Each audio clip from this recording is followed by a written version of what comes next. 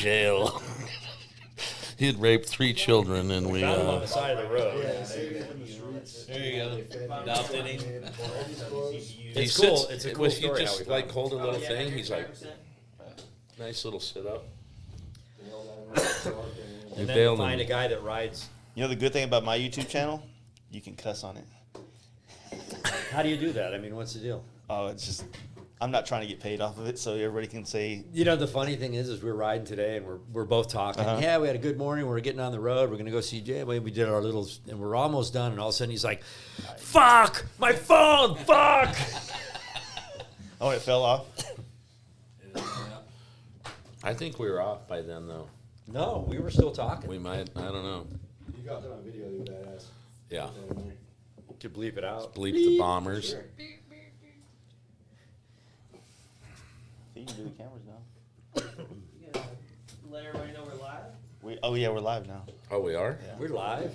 So you just get started like that, I see. I think when you sneak it in on them. No, I like that. That's that my way thing. you get like, if you start the channel or start the podcast where it's like, so, Galen, Lance. Yeah. You know what I mean? It's like, it does kind of command attention immediately, but Right. I like that absence of what was taking place before the button got pressed. Like, what did they say? What were you know what I mean? Because sometimes I've caught people in the middle of shit that's like just fucked up things that are being said. You know what I mean? It's Right. like one of the last podcasts we did was with Baker Drivetrain, and my buddy Steve Chamberlain and Brett Baker's wife, or Burt Baker's wife, was saying something about his balls. And I caught him like mid thing right between it. So she's like, "Oh, I'm thinking about your balls right now," or some shit like that. Got it between his balls?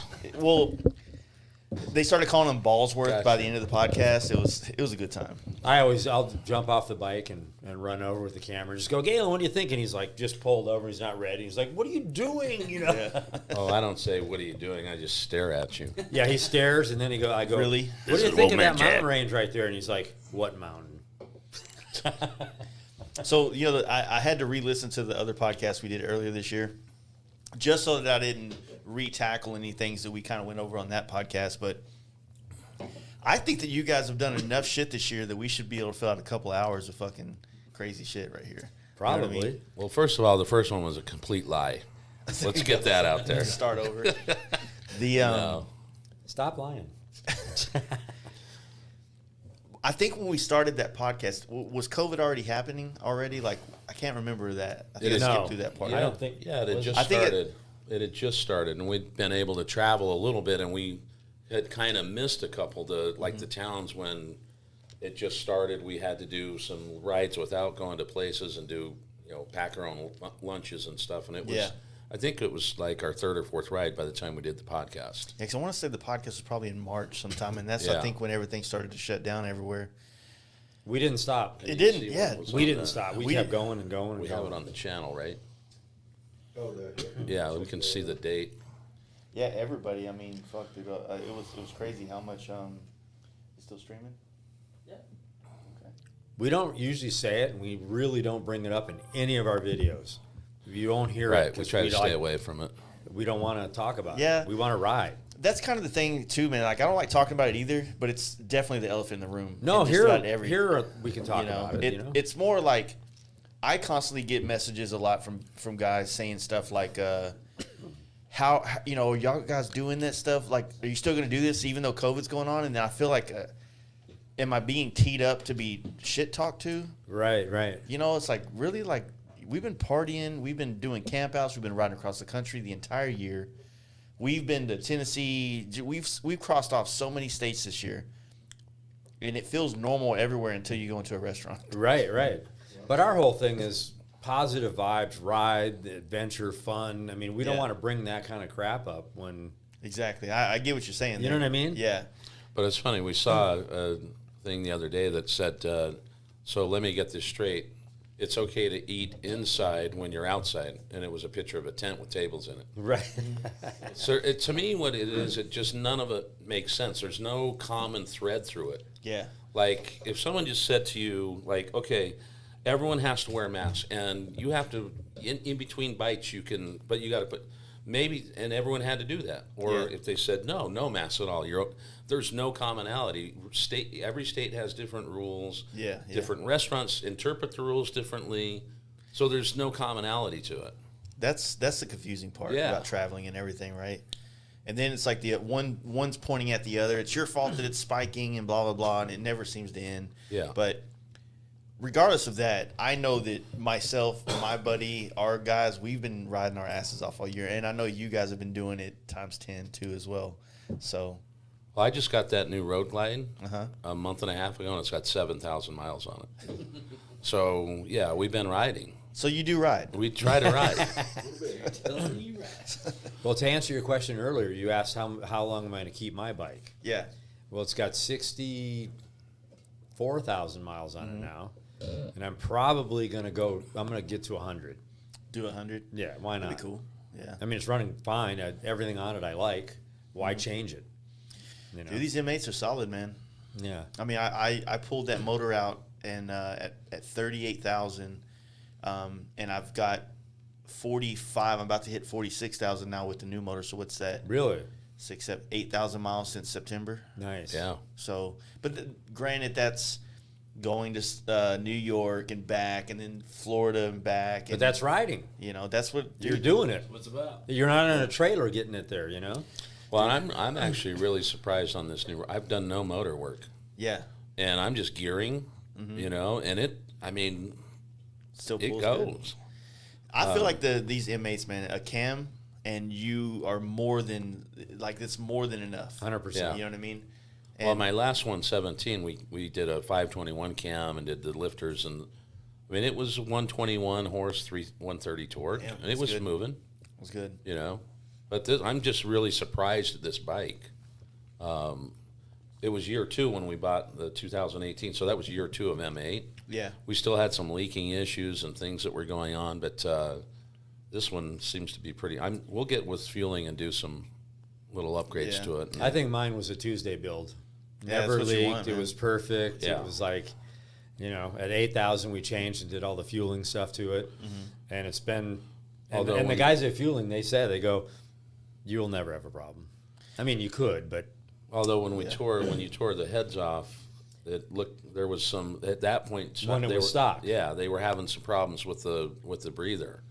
Wasn't sealing right, and so it was just taking in dirt. I had actual mud on my pistons from getting sucked into the open gap behind the air cleaner. So apparently, what is kind of a faulty thing that I've heard from the guys at House of Harley and other people is that the intake manifolds are plastic and they have a tendency to warp and therefore cause intake leaks. So mine was warped. I didn't feel it power wise, Right. You know what I mean? But it was clearly leaking. You know what I mean? That's kind of a test to how good the motors run. Right. But like upgrading to some kind of like HPI throttle body, even if it's like a very similar stock throttle body, is probably an ideal thing for anybody that's putting miles down on their bike. Yeah. You know what I mean? And Yeah, I then would when think he so, bought his too. bike, I'm like thinking, gosh, I should get one. But I'm like, they're limited on colors right now. And then I thought, okay, I have suspension, I have bars, I have risers, I have pegs, it's set up the way I like it. Yeah, And I'm like, yeah. I don't want same- to do that again. Same thing happened to me when I bought my Road Glide. I bought it literally a couple weeks after my other buddy bought a Sport Glide right when it came out, and I was perfectly content with my bike. But because he got a new bike, I had to have a new Right, bike. right. It was. I like mean, I this- can't, I couldn't get a bike this year anyway because he got the color I would probably have got. yeah. Oh, jeez. That would be weird if y'all's bike knew looked it. exactly. What are you talking about? I'm the red and the orange, and I like the. When I'm out in the mountains or the desert Yeah. or the areas, and your bike pops against the earth, and you So can you get need a blue pic- bike. That would be cool He too. had a blue one. I had a blue one. I had a blue Yeah. street glide, and I had a black street glide. Hey, And I had a- Jace, do you mind? Can I have a Montucky Cold snack. cold snack? Yes, sir. This is a lager, right? I believe so. Yeah, and it looks like they give back to charity too. It says, well, it's kind of a 8% back to local charity. Local. well, everybody causes. thinks it says 8% alcohol, but it Right. says No, 8% back I was to like, charity. oh, nice beer. What's cool about it is like their Instagram is like a whole. They haven't quite caught on. I think that I'm trying to be the movement of bikers drinking this beer. Yes. Because it's good beer and it's cheap. Like this 6-pack of Tall Boys is like $7. Really? Yeah, it's good. Now, they're kind of like, you know how like the mullet is back, right? For a lot of I've heard that. for a lot of people in the bike scene, everybody's rocking mullets now, and their whole branding is kind of based on that shit.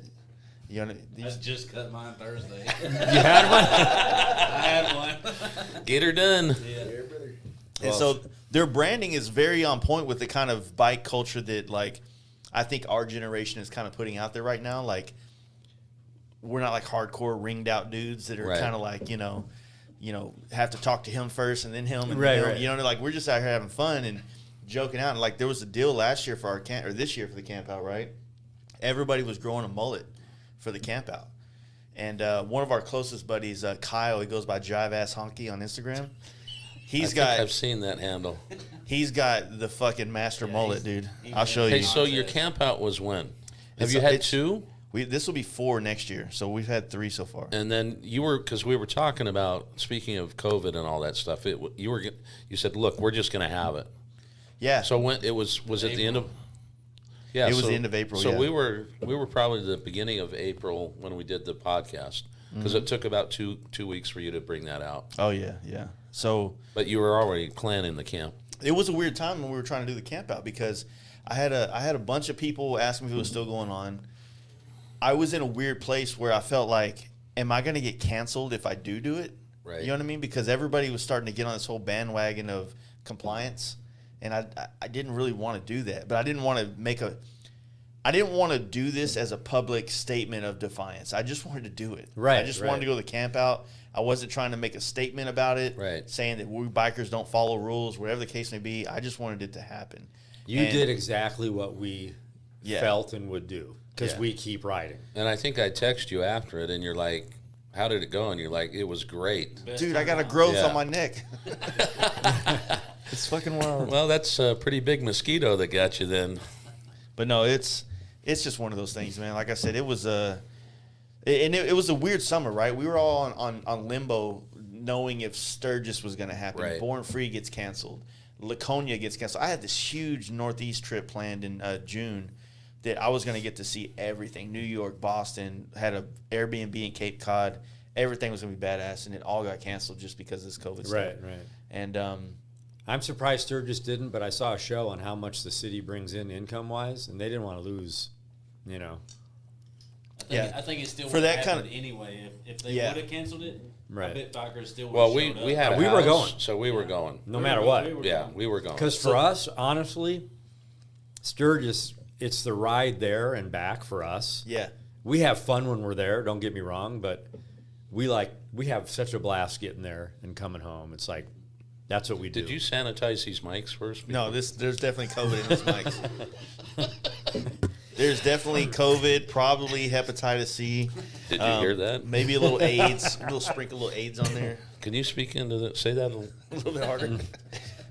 No, you're right. You're absolutely right, and that's one of the things you said on like one of the last videos I was watching. It's like, or no, that's what I'm getting confused because I listened to the podcast we did earlier Right. this year, recently, between also watching some of the Route 66 drops that you guys have been doing. But yeah, it is the ride there, man. And it's like the whole point is to try to figure out how to make, even if you live in a shitty part of the country where there's not a scenic route there, go around it. Right. Find another way. Like, Right. it doesn't have to be the shortest route. Right. Usually when we go there, we go from Dallas into Colorado and up 25, and Right. that way we're in That's the mountains awesome. and shit, to avoid like Kansas and Nebraska and all that shit. But you're in our vibe. I mean, Monument Valley. You dig Monument Valley. Oh, that's I my mean, spot. Isn't that cool? I want to conceive a baby there, dude. Have you been? You could do that. Can I conceive a baby? I Or- was just gonna say, you want to conceive a baby. or I want to. Get- I want to. I want to make a baby there. Oh, there you go. Yeah. Conceive would be like my legs over my head and popping it out. Huh? Yeah, and No. by the way, I'm the giver. Oh, you're the giver. I'm not the taker. Have you been to the San You're Juan at least River 8 Inn? months right now, right? Yeah. Yeah. Have you been to the San Juan River? Power bottom. The San Juan, where's that at? San Juan River Inn. Right past Monument It, Valley. It's a little So is that hotel. where we We ate ate at? lunch. Yeah, we ate lunch there. Yeah. We stayed there 2 or 3 times now, right? Yeah. It's right on that river, right? Yeah. Yeah. That's a cool place. The first time, the first time we stayed, they were kind of shut down, and we got there, but the scenery was spectacular. And then these horses came across the river. Swam. So we had the Swam horses through. come up this year, didn't we? To the monument. Last year, And our last year. side, yeah. And Yeah. then they opened the grill for us and cooked us some amazing burgers. It was great. See, Yeah. we defied everything and went. But I mean, we've seen a lot of bikes out on the road this year. Oh yeah, dude. Campers and bikes have been. Seems like everybody's like, well, shit. If I'm shut down, if I'm working from home, I'm just Yeah. gonna like. I have a buddy that sells campers, and he said we've been sold out. We've Right. been RV like, sales, everybody's doing RVs rentals, everything. Have And you then- been? Go ahead. No, go ahead. In Yellowstone, it was like camper fucking city. It was Right. like if Sturgis for campers was a thing, it was in Yellowstone this year, and we were behind every one of them. We have a cabin just outside of Yellowstone. Yeah, And- it was in Idaho, right? Yeah, and we went up to a wedding in Jackson Hole, and we a good decided to party come town. back through the park, and it was the busiest this year than I've ever seen it. It was. It yeah. was just packed full of people. We were talking about this a little bit last night, and we did our recap of our Sturgis Yellowstone trip, and I wasn't super stoked about Yellowstone, man.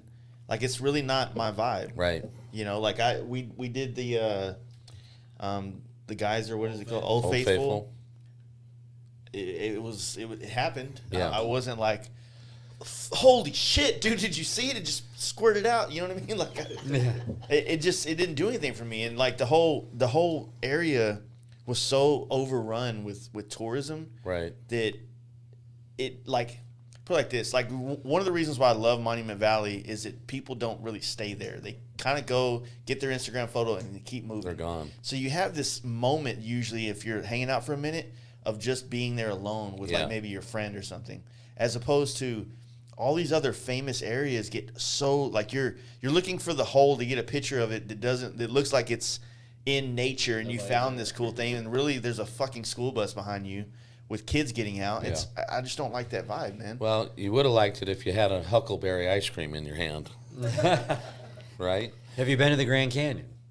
Yeah, same thing for He me. talks shit about that too. I'm not a huge fan of Grand I Canyon. just walk up to that. That footage that you got was fucking sick. I mean, that perspective would make me want to go there, but then Right. I would be disappointed with getting there and the lines and the tourism and the gift shops and all that shit. It just like we're supposed like this whole like push for nature and traveling on bikes and wanting to get back to the roots of like feeling like a cowboy. Right.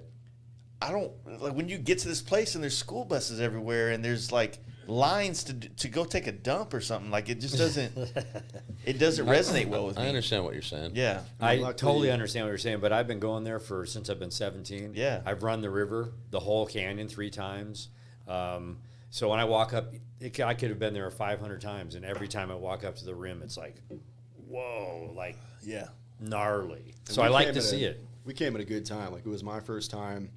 There was no buses. There was no nothing. We Yeah. walked up and we shot our footage and whatnot, and there was not really people looking. Maybe 50 people. But Yeah, you it were was saying Yeah, uncrowded. that'd be fair right there. If it wasn't COVID, if it was during summer, it would have been packed. I mean, there was 10 cars in the parking lot compared to 300. Well, you know. and Well, and they turned the east end and you know what were you going to say? But they turned the east end off because as we've traveled this year, the most impacted places were the Indian reservations. Yeah. I mean, it's shut down. so you need to go to the North Rim. That's where I wanted to go. We went by there last year on that trip, but we went through like you guys were talking about Lake Powell. Is that what's back there? Yeah. That's The- a badass area. But the reason why you got to go through there to the North Rim is it's hard to get to, so they do not have the traffic and the people on the North Rim. It's 1,000 feet higher than the South Rim. It's a dope. You got to go there. I like that because we Is were that actually that's where the Horseshoe Bend is, right? No, Horseshoe that's Bend's out of Payson. Page. Page. Okay. yeah. We went through there, but So we going were south. trying to make time to Monument Valley last year when we were on the trip that we actually did the podcast with you on. So we left L.A. after Born Free, went to Vegas, and then Vegas. We were doing Vegas to Monument Valley, but we wanted to stop and see Zion. Yeah. But it was off the beaten path, a little bit too much for us to go stop through there. And then we wanted to go see Antelope Canyon, but it was kind of off the beaten path. It's like, this needs to be a 3-day trip from fucking Vegas to Have you been to Goosenecks? Okay, so I've only went through that spot one time, and that was last year. And so if you go to Monument Valley, Uh-huh. spend the night at the San Juan Inn, Okay. and then it's right around the corner, and it's 15 minutes. It's like 4 horseshoe bends. It's not as awesome as Horseshoe Bend, but it's Gooseneck, and you see that same vibe. Yeah. But even Horseshoe Bend changed since the last time we were there. Yeah, it's more touristy. Now they've built some things, and you got to pay to get in. You used Yeah. to just park down in a dirt parking lot and hike over. Yeah. Now you've got a whole, progress. You know, As that's you the thing like to about say. like even like the salt flats. The salt Yeah. flats are so big and it's spread out that I feel like you can kind of get your own piece of the pie. Right. Because it's kind of, you can be wherever you want. And like when we got that picture, it was obviously underwater at the time, so we couldn't like go drive out there or ride out there and find Right. it. But so Well, back in the day out there used to be a place, I think it was called Salt Air. And it was a novelty. People would go out there and float in the lake. for real. And then it shut down, and then people have tried to reinvent that stuff out there, and no one goes out there. Maybe the smell, maybe the brine shrimp, maybe the flies. I don't know, but I love it's that never place. survived. No one's ever been able to make anything work out there.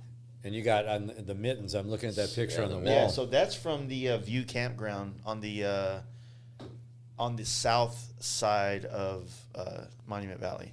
So when you're like passing, you hit that long Forest Gump Road, Yeah. and then you go around it, and then as soon as you cross over into Arizona, there's a left, and you take that like a mile and a half, and there's a campground and a hotel over there. And you got that view? Yeah, that's the view. And what's awesome about that place too is you can, if you time it right. So I have a picture somewhere, but it's not really good enough quality to blow it up.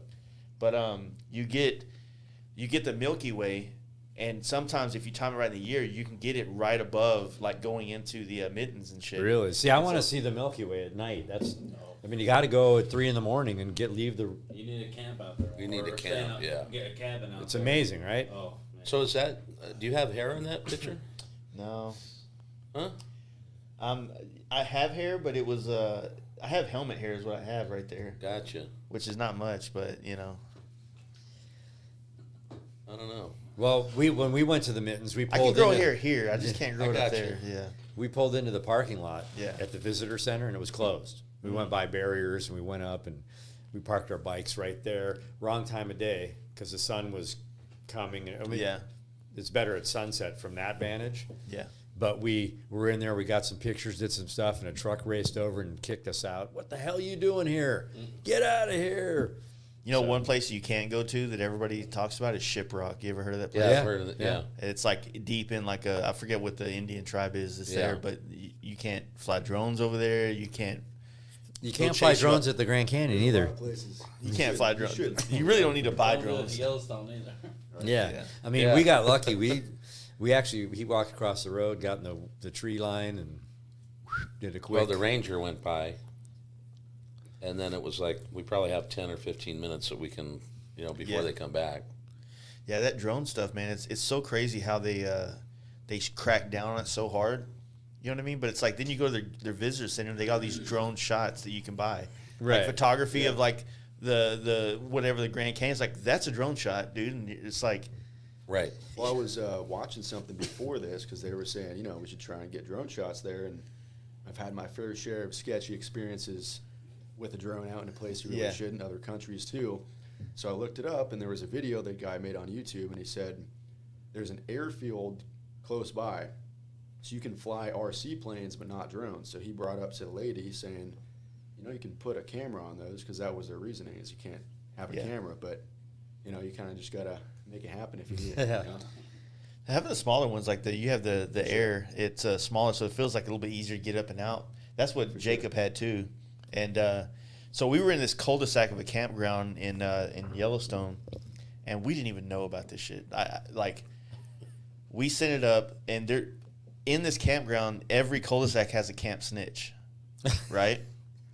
And all that snitch does is drive around in circles and make sure there's only two tents per site because of we don't want to disrupt the ground or the environment. Right. And I'm like, In a paved campsite. yeah. And it's like, first off, there's bear signs everywhere. I'm from Texas. We don't fucking have bears here. Right? So I don't know I don't know what to expect. You know what I mean? So I'm like, well, what if we just put all we got enough campsites for all of us to camp there, but what if we just put all our tents together? We're better in numbers, right? Right. 10 dudes can kick a bear's ass, right? No. They can make No. enough noise to scare it. Yeah. Yeah, you're dreaming there. But anyway, so So you see me fight me, You found a bear, you better jump in and help the bear. So it's funny.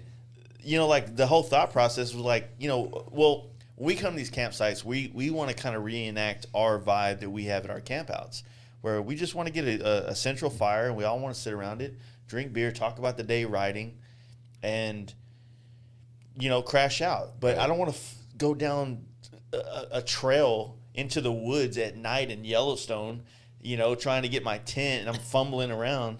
And a bear eats you. Well, the good thing is that we all snore loud as hell. Right. So that You bear know that ain't fucking attracts bears. with- Come on. Dude. I'm telling you. It's their mating call. You know, you said something interesting, like Yeah. you like to be around the fire, talking about the day, Yeah. drinking a beer. So every time we've gone to Sturgis, we either get a house, a cabin, something. One year we got the motel in Deadwood, Yeah. or Yeah. the hotel, and that was a drag because we missed that everyone in the living room. Right. Bad host. Everyone in the living room drinking a beer, doing Yeah, whatever, Barbecuing. barbecuing. I mean, that The was house would work too, and I've Yeah. overlooked that aspect, and that's something we talked about in the last podcast. Is that, you know, when you go to these things, like I've always said, the hotels is what ruins a lot of things. Yeah. When we did Sturgis this year, every hotel we stayed in, we turned the parking lot into a campground. Yeah. Nice, nice. So the first hotel we were in Woodward, Oklahoma, we just like ordered pizza, had 12 packs everywhere. We just sat on a curb and Well, there was a hotel in. That's how it is. yeah. Was it in Wyoming or where was the one we stayed and had the chuck wagon and Yeah, that was Wyoming. Wyoming, and it was awesome because no one was in the rooms, everyone was going to Sturgis, bikes. It was like an outdoor party. He Yeah, just that's liked cool. it because there was one room next to his, and the dude had his door open with this chick and his on chick the was- bed, and she was naked. She left the door open so everyone walking by could see her. Oh, yeah, brother. She wasn't worth that, I'm telling you. I was like, Ethel, get your clothes on. Thank you, Jaybird. And they call him the street. So we on the way to Sturgis this year, Yeah. we're ripping down a back road in Wyoming, and we're always racing. Yeah. Just like coming here with you guys, the race was on, right? So Lance and his buddy were racing, and a cop was there. And of course, you got a ticket. Lance got the ticket, and Yeah. Cole did. He said Cole was going 107. Lance was going 98, but Cole was behind him, so he had to go 107 to catch him, and that's what the cop said. So Cole, you're good. You get the ticket, buddy. So he got a prize for winning the race. Yeah, he got he won the race, so he got the prize, the Oh, ticket. that's crazy. Yeah, you know, we've been doing the same campground in Sturgis for the last couple of years. Me and my brother kind of found it the year that we went, and it's kind of like the perfect spot for us. It's like right at the edge of Sturgis. They have a bar there that. Is Sweet it Cheeks- outside of town? Is it No, out? it's Lizelle and 90. Oh, it's yeah. right at the intersection of the highway. Wait, So that's where our house That where was. the house was. Yeah. Yeah. for real. On 9, like it was the main road coming down to. Yeah, so 90 and Lizelle. So we were, I guess there's like a Dollar General and a O'Reilly's right there, and we're kind Yeah, of that behind was right up the street. Gotcha. Yeah, And yeah. what about Why- when the rain comes hard? Dude, it came 3 times this year. He came 3 times this year. It was there was a couple times like the day we did Monument Valley, we were trying to race back because we saw the storm coming. But fortunately, it stayed in the hills. And when you're on 90, you know, you can kind of see those storms Yeah, yeah. brewing. You said Monument Valley. You meant Mount Rushmore. Mount Rushmore. Rushmore. My bad. Monument Valley is So good Cody, too. Cody says, fact checker, please, fact checker. But yeah, we got rained on pretty hard like 3 nights in a row. You know what I One mean? year we went to Monument Valley and we got snowed out. We couldn't get there. For real. But the cloud layer was so low, you couldn't see anything. The visibility. So we went to Flagstaff and. I mean, I have to tell you, we admire you guys that do the camping. I've tried to talk him into maybe doing it like, he kind of likes a hotel and a. I'll camp at the Comfort Inn. With a hot shower. No, if we had a big group of people, I'd camp. I'd you? do it. I got a knife. All right. I'm ready. Except for bears. Yeah, this is for bear. I mean, we did a little drop with our wives during this Yeah. pandemic, and I took a Saddleman 3500 and stuffed a Coleman grill in it, and Oh shit. you know, we went up to the mountains and we cooked on the grill, and that kind of stuff is, you're out in nature. Yeah. I hear what you're saying about the national parks. I mean, that's tough. Everyone's got their own little zone. That They you they wanna really be- don't it's a- allow you to. They have so many rules, and the Right. rules make the whole point of camping is to feel free, freer than we feel normally. That's too many F's. Freer than we feel. Say that 3 times fast. But no, I know what you mean, man. Like I said, it's so a lot of the campgrounds. I don't know if you guys have this on the West Coast, but between here in Oklahoma or here in Florida, there are a lot of biker campgrounds, right? That are like RV parks that are designed for bikes, Really? right? Yeah, I And don't think we have a lot of that. some of them are trashy as shit. Like the one we just went to last weekend for the down south camp out, it was fun, but it was trashy. Yeah. I didn't shower. I felt cleaner not showering. Right. You know what I mean? But we have a lot of that stuff out here because we don't really have anything else to do. Like we have cool riding, but like you go to the Talamina Parkway, it's a dope ass scenic byway, 200 miles from here, but there's no ocean, there's no mountain like Right. that, But like camping and motorcycles, and I grew up camping and rafting and doing motorcycle rides, and it's a community thing. It's a family thing. It's, you want to be, hanging out and just enjoying nature and Yeah. not have all these super rules on you. And I found that the drunker you get, the less rules. the less the less comfort you need in the tent. yeah, Right. That's true. Well, have you heard of the Kern River in California? Yeah, I've heard about that. I guess who does the camp out there? It's like Builtwell, or I think it is built well. they do like a Kern camp out. Yeah. But I've been going to Kern my whole life, and it's campgrounds on a river. And if you want to go in the high country, you can go camp in the high country and do what you want to do. but I don't think there's anything catering to motorcycles out by us. Do you know of anything? Not specifically. I mean, Kern is a great place. There's a lot of, I go there with my boys every summer.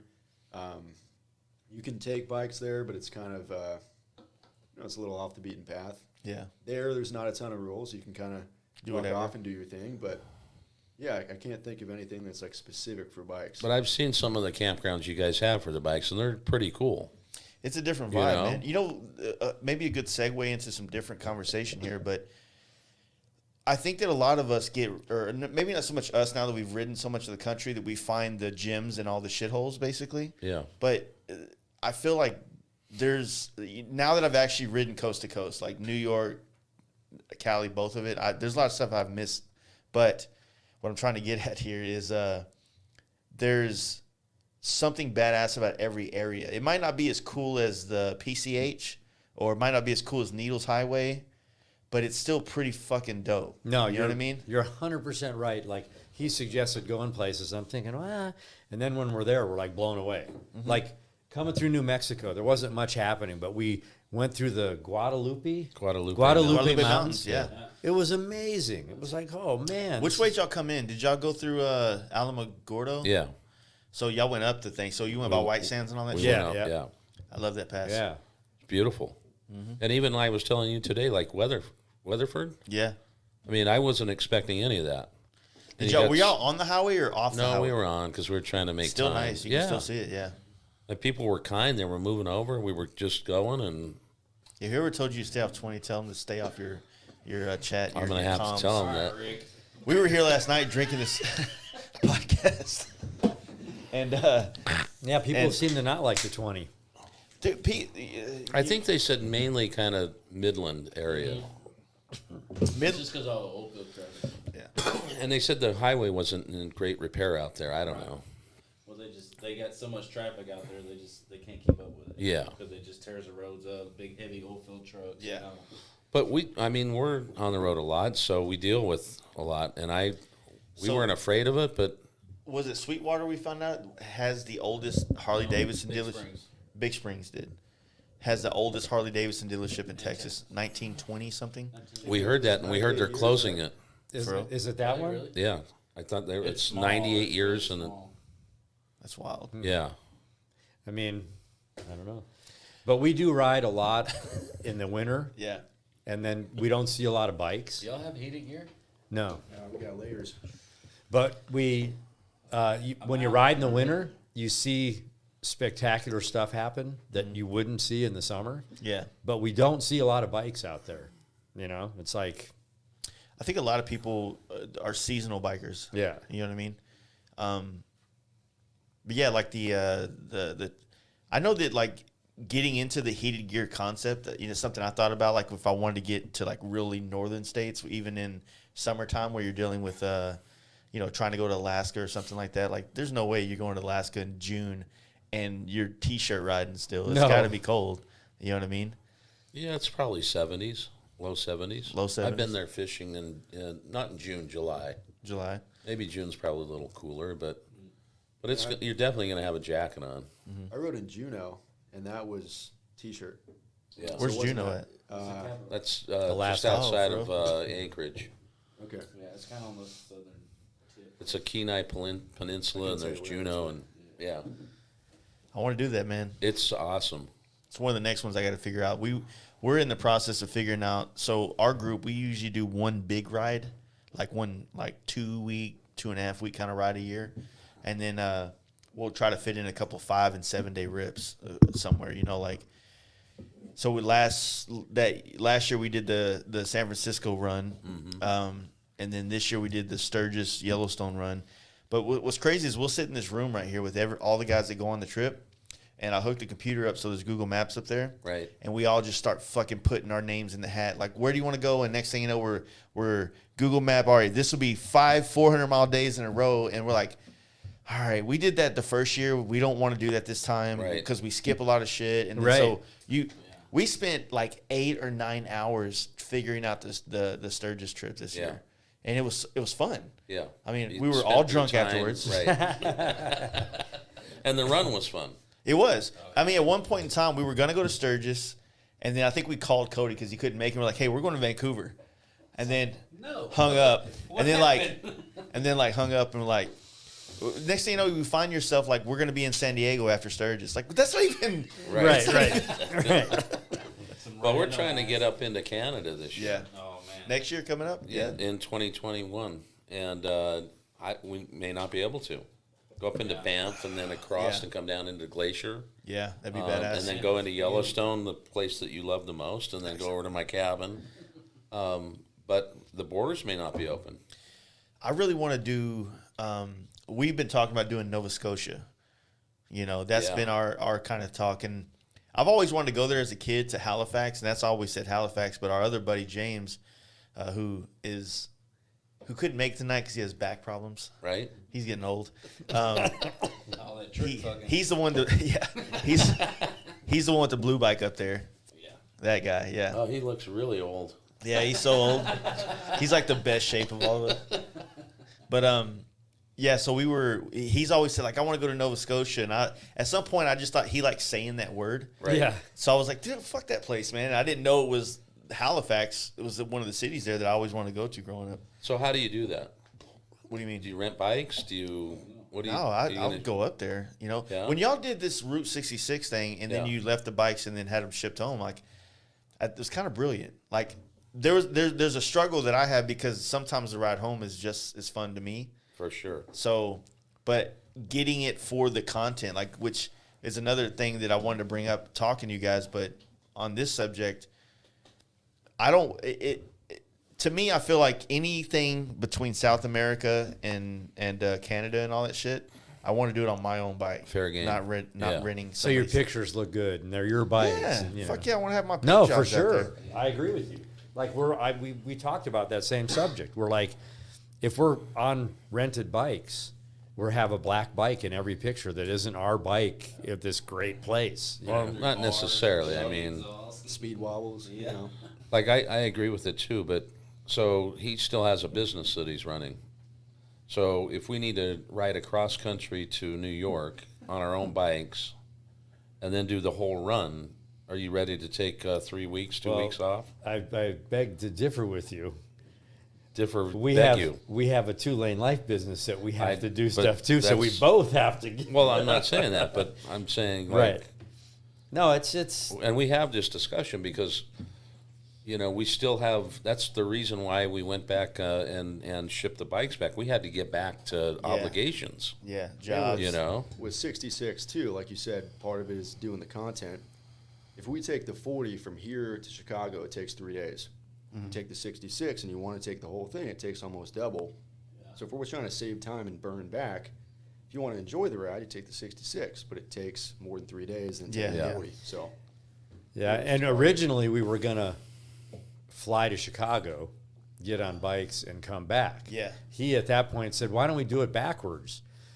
I didn't hear that, and then time was going on and on and on, and we're like, "Hey, we should do it backwards." He's like, "That's what I said." So we ended up doing it that way. That's my idea. But the funny thing to come out with that is I saw a video the other day on this street. What's the street the sign's on? I don't remember. So there's a street where it says starting of trail, beginning of trail, Route 66. Well, the next street over, it says end of trail. So it depends if you're Which way coming you're from going, Santa yeah. Monica. Or, Yeah. so That it's makes I would sense. figure they would just have it on each side of the sign. Like, right. But it really started in Chicago. Right. I mean, that's the To get west. right. Yeah. And it's interesting, the history of it. They didn't just build Route 66.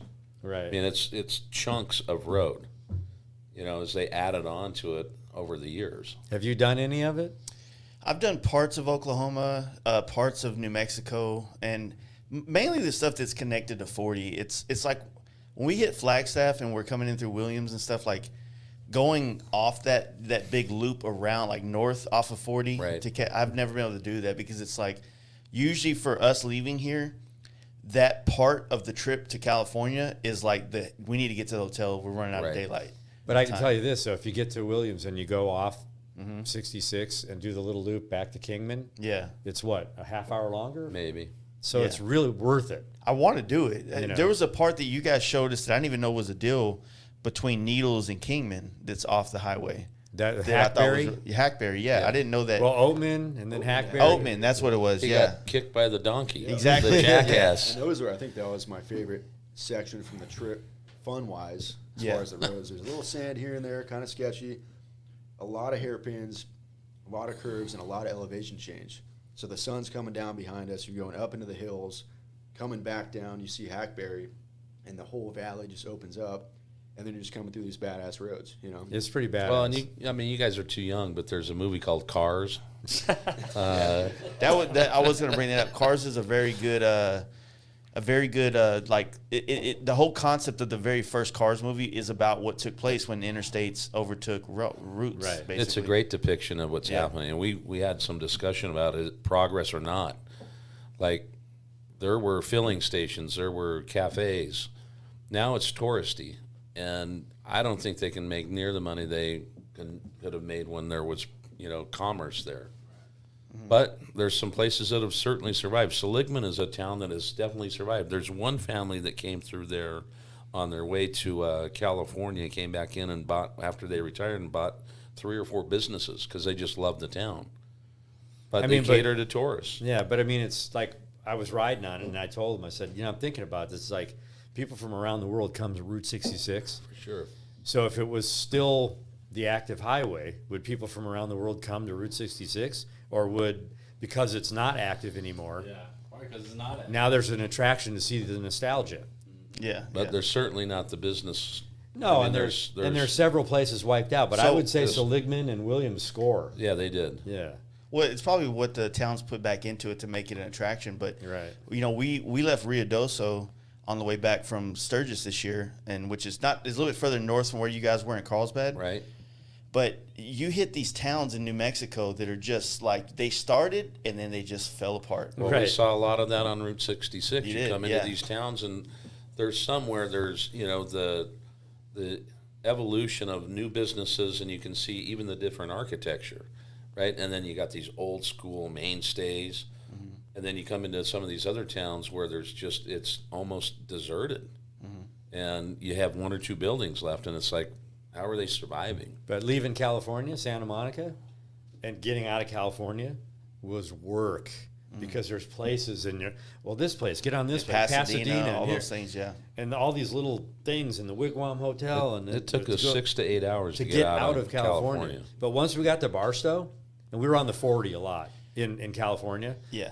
we were on the 66 and we're like looking, going, there's the 40 right there. Yeah. With all these trucks on it. We're the only people on 66 right next to it going the same way they're going. See, I've done that stretch from Needles to Barstow so many times in Yeah. my life, and I hate it. Right. I almost would rather. There's many things I'd rather do. I'm not going to tell you what it is, but I don't like that stretch because it's just like straight, and then you hit a hill, and then you're over the hill, and you're like, okay, maybe this next Do it in hill. the winter. So you don't want to conceive a baby in Needles. Definitely not. Gotcha. Okay. It's gnarly there, gotcha. but All we've right, done we're- it so many times, But and so- all year round, and we've been through it after like major rain winters, and you're like, that desert's green and there's flower. We're like, what is going on here? But And it's like a whole new thing. And I will tell you, one of the things we learned about this on this trip, and we didn't do it on the way out here, but we will now start taking 66 instead of the 40. Because the trucks there, they'll pull out and they're like racing each other like the tortoise and the hare. And it's like, what's Yeah, going you get on? stuck behind them while they're passing. And they're so just doing this we were the whole actually time. flying, 90 miles an hour on these roads, and they were not bad roads. Yeah. And we could see the trucks just sitting there. And it's like, We're like, why have we This never is done great. this? Yeah. new find. I know that I'll take that path again, and I'll definitely be doing the Route 66 on that part. But the needles stuff and everything you were saying, Mm-hmm. if you're there in the morning or in the afternoon in the golden hours, Yeah. it's like way Nice, cool. nice, yeah. But at least get off at Kingman and go in through Cool Springs down into Oatman. You got to Okay. You got to Yeah. try it. I hadn't done it yet, man. Like I Yeah. said, that little area right there, that Kingman, Bullhead City, like from there to Vegas to Needles, it's not like there's like these lights over the hill. I'm trying to get to those lights. It's Right. the LA lights or the Vegas lights or. Well, go wherever up the into case may be. Oatman, check the town out, and then come back, and then go up Peach. I do want to do Oatman though, but like those kind of places are for us on like for people like in the Midwest going out there. We have to plan so many more days of our trip, Right.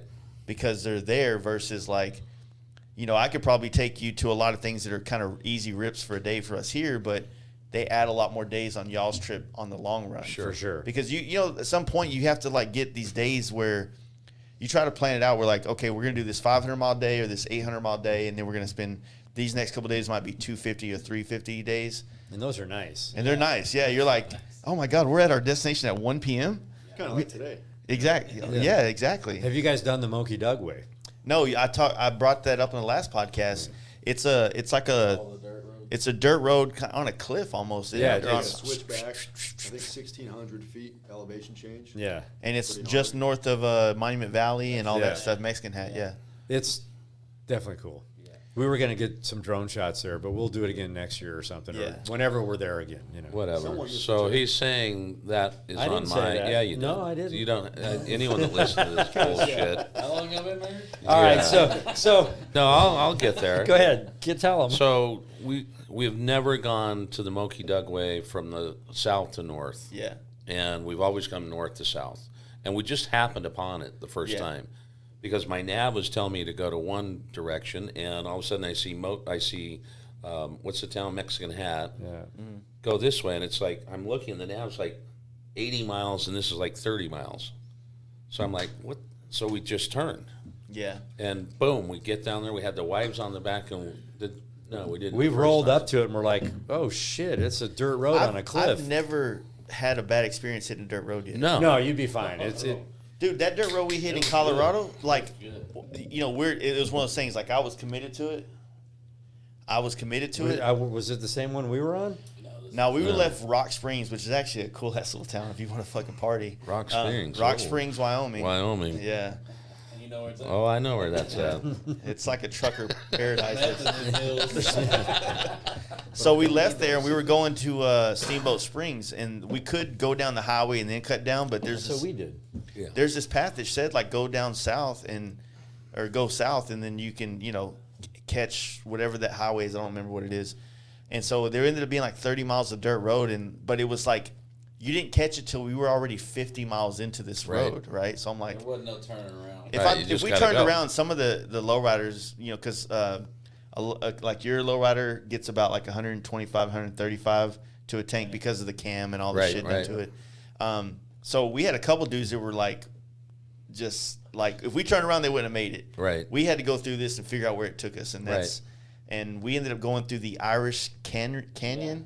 It was badass. I mean, don't get Nice. me wrong, it was dirt roads and it was kind of sketchy, just riding on dirt roads and stuff like that. But It was actually I was nice, dirt stoked. roads, I was But like, you know, this that's is what badass. happens I've on never trips, done this. right? Well, Like the things like just come out and you got to deal with it. And so we were headed north to go up to the Moki Dugway for our Sturgis trip, and the Goosenecks turnoff is where you need to turn.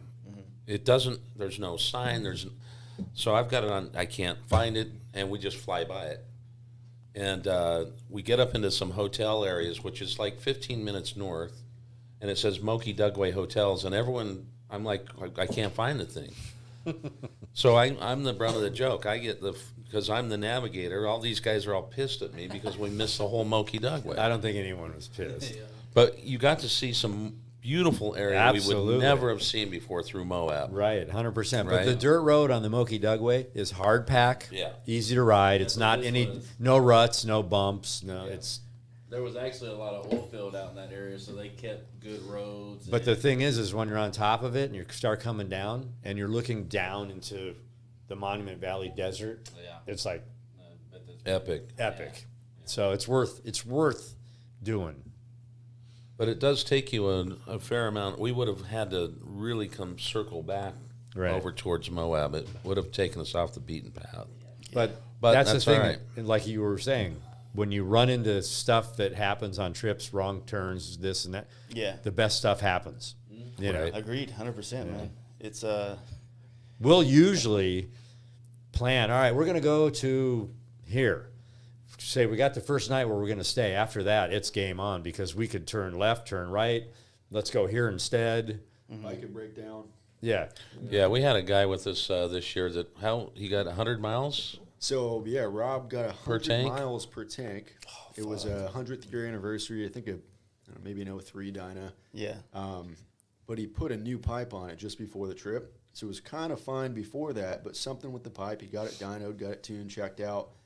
But for some reason, it was only 100 miles to the tank, and we were pushing a buck on the highway. So that means you got to stop every hour for gas instead of every 2.5 or 3. So Now, I've heard stories of guys saying you can go to Sturgis with us. This was different groups of people and they were saying this to their guys.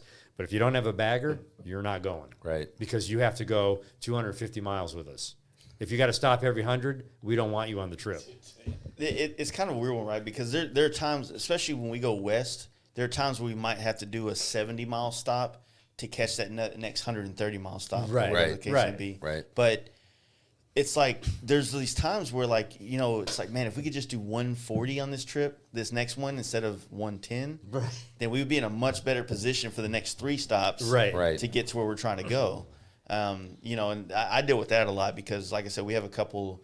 Our other buddy Larry has he's the one at the very end.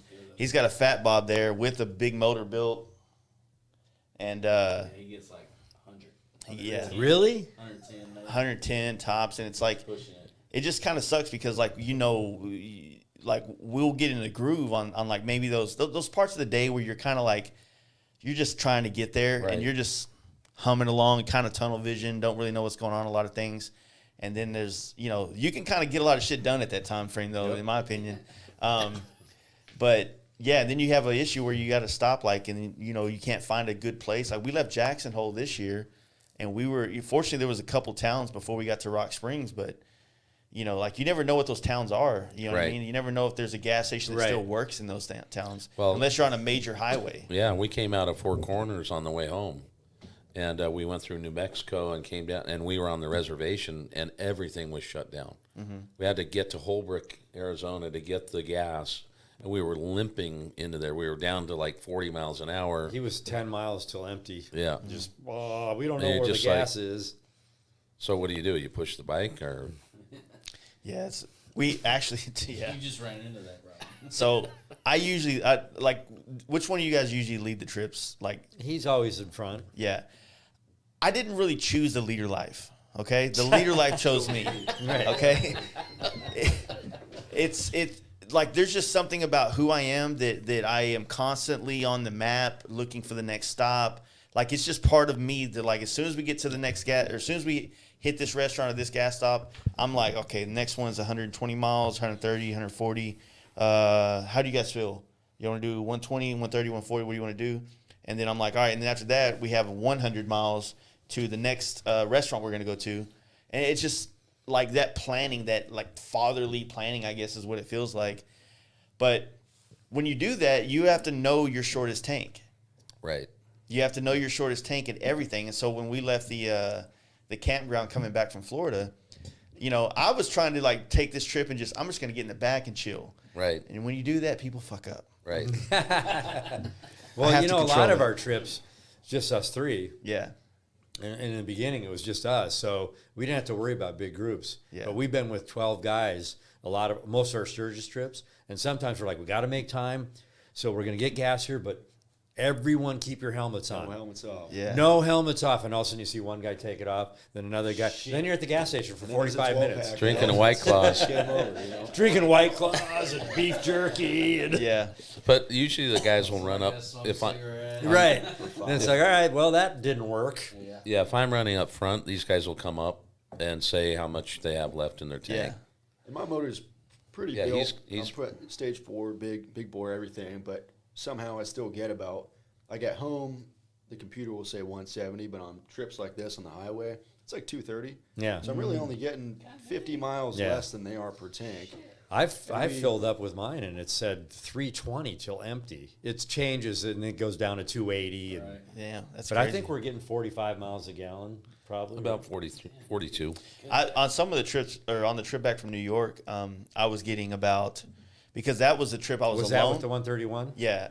And I thought I was going to lose significant gas mileage, and I didn't. No. You know what I mean? So I noticed that, like, you know how, because it's determining your taking your average. fuel after your Right, last right. run. And so there had been times when I was able to push 189, almost 200 miles on a push.